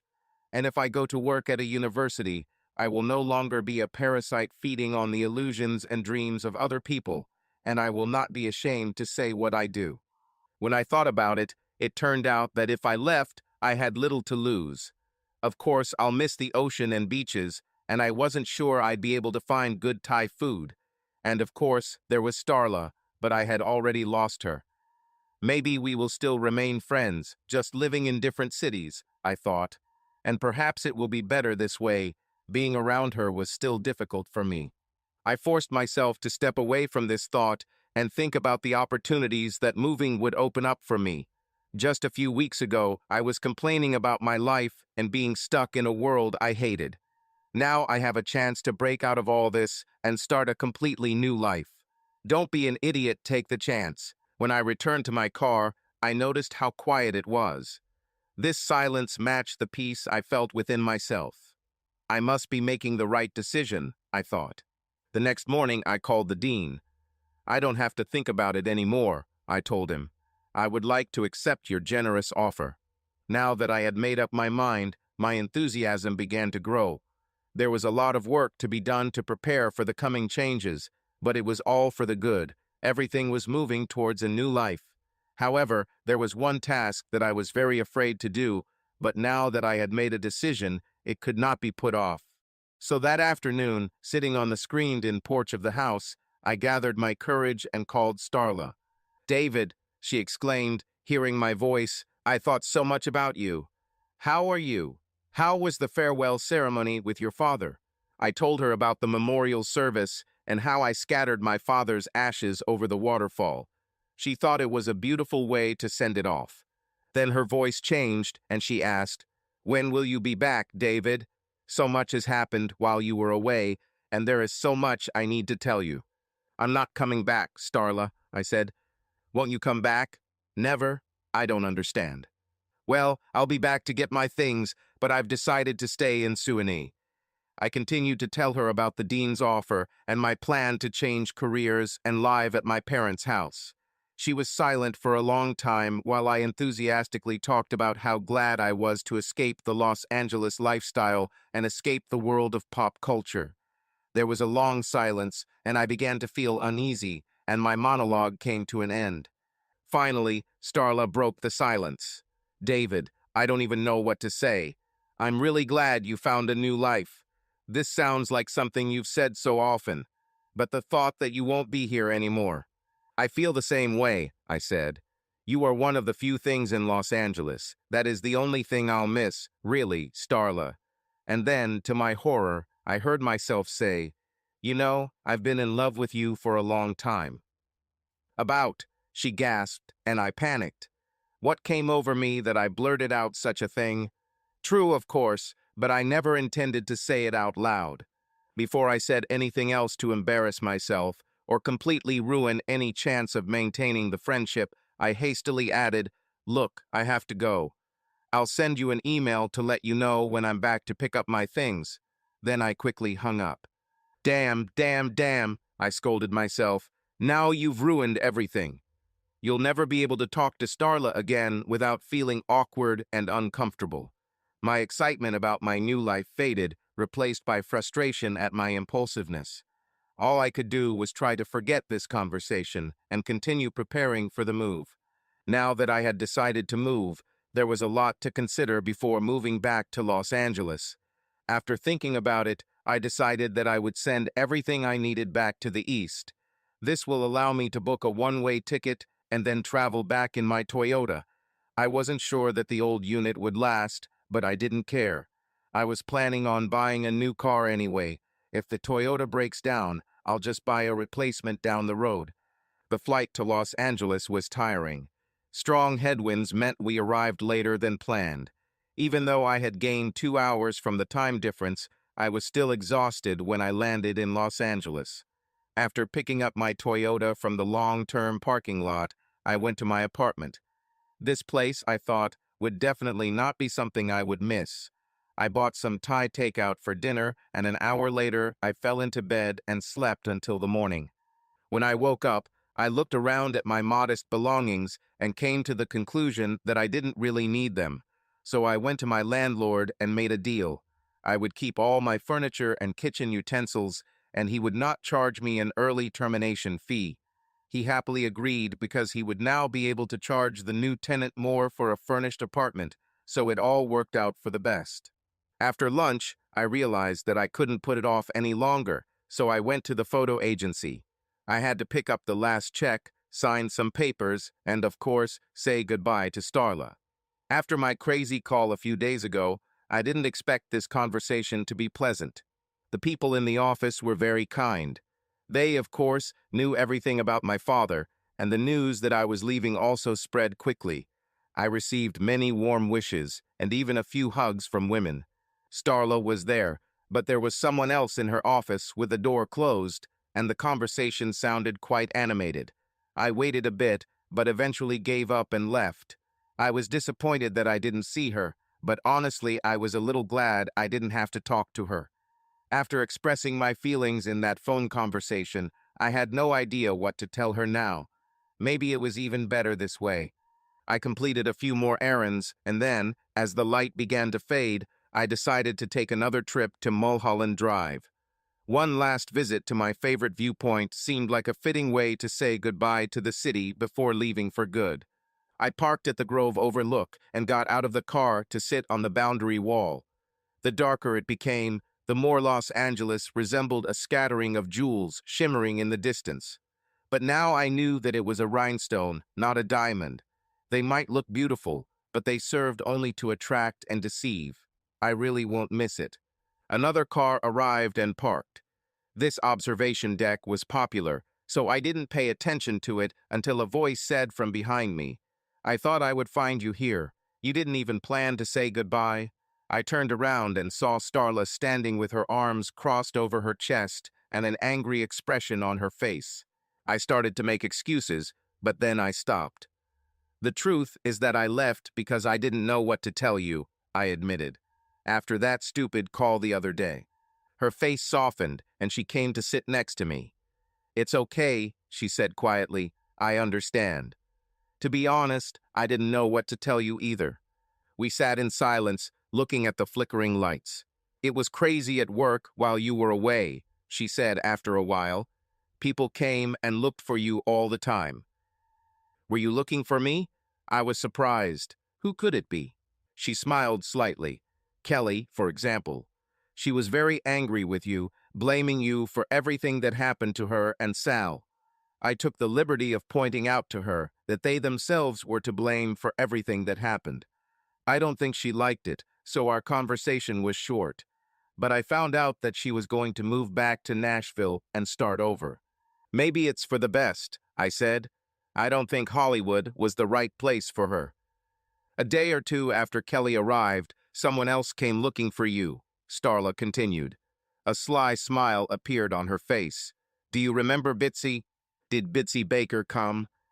"I wasn't even sure she survived the D-raid," I said. "She survived," Starla answered, "and, judging by her story, she stayed alive thanks to you." She ran her fingers over the scar on my forehead. "You didn't tell me that you were in that shootout and got wounded," she said reproachfully. I felt embarrassed. "I didn't want to bother you over trifles," I said. "It's just that Bitsy helped me find Billy, and I felt like I shouldn't leave her in the middle of a firefight." "According to her, it was the other way around. It was you who helped her," Starla said firmly. "She said she met you when you pulled her out of the truck right before it went off the cliff. She also said that you saved her child." "Her child is her dog," I laughed.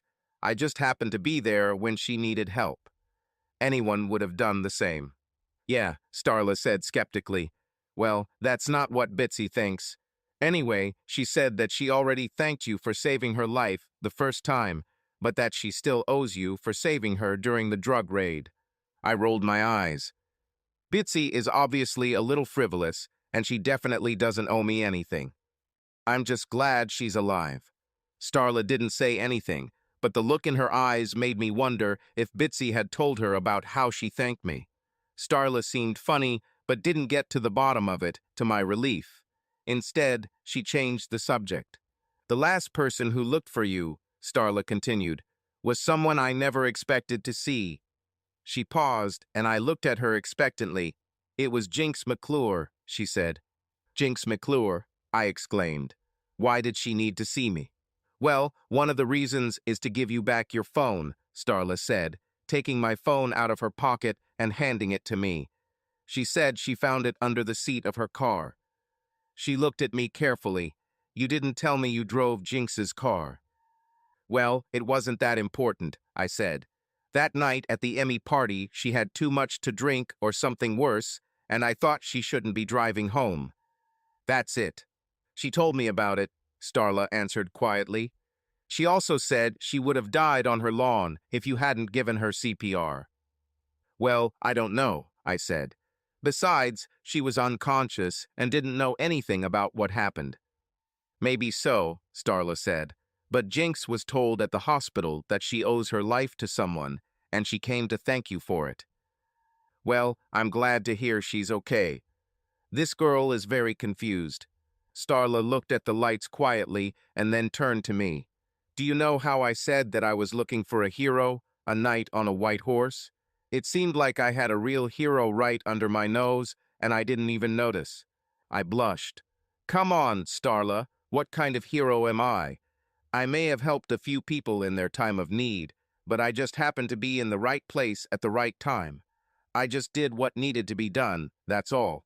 Starla continued talking as if she didn't hear me.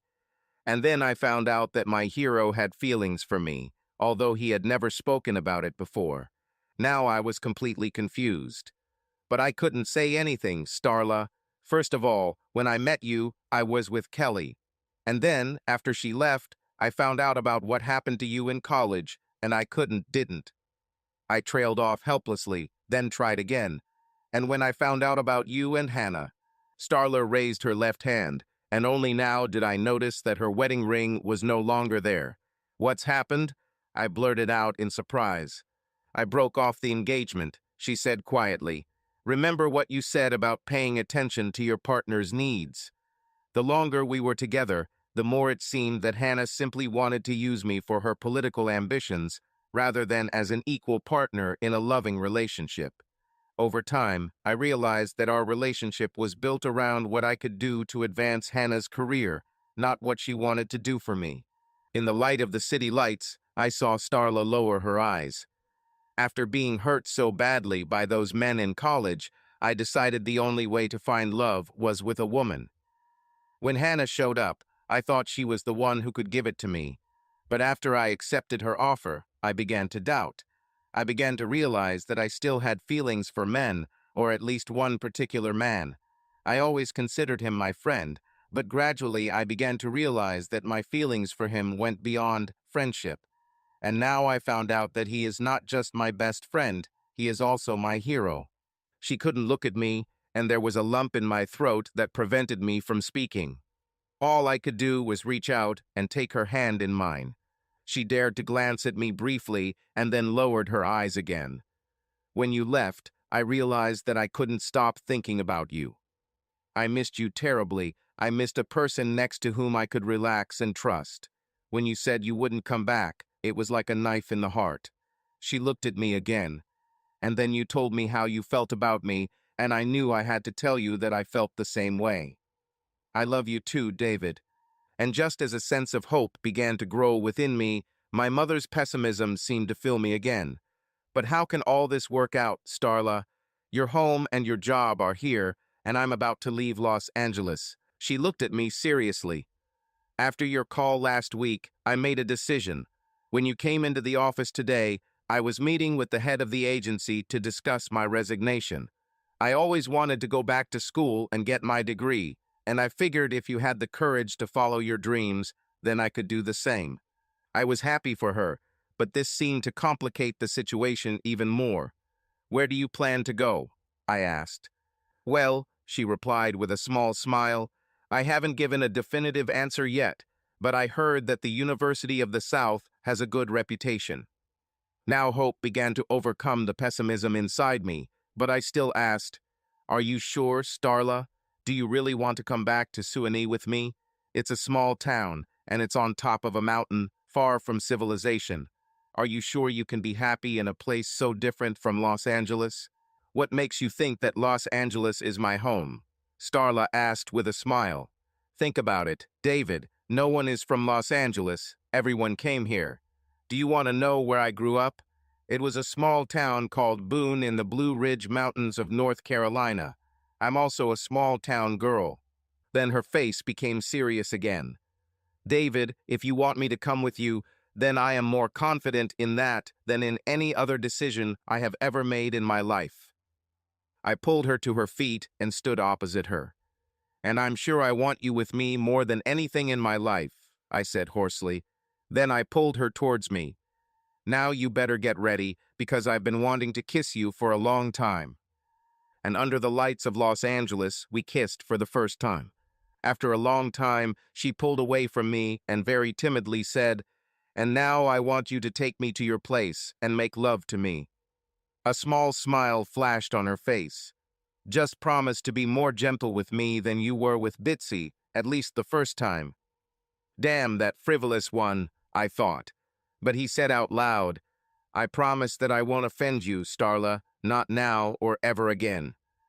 As we started to walk back to the cars, she reached into her pocket, pulled out the keys, and handed them to me. You know, if you're going to be my hero, you should really ride a white horse, she said with a big smile. I looked at her in bewilderment. Jinx wanted to tell you something else. She wanted to thank you for saving her life, Starla said, pointing to the hill. There, parked next to my old Toyota, was a white Ferrari Jinx with a rearing horse on the hood. Subscribe to our channel so that your love doesn't cheat on you, and go ahead and listen to the next story, because this story is nothing compared to the next one. If you're under 18, don't even think. Click to the next one. Click to the next one. Click to the next one. Click to the next one. Click to the next one. Click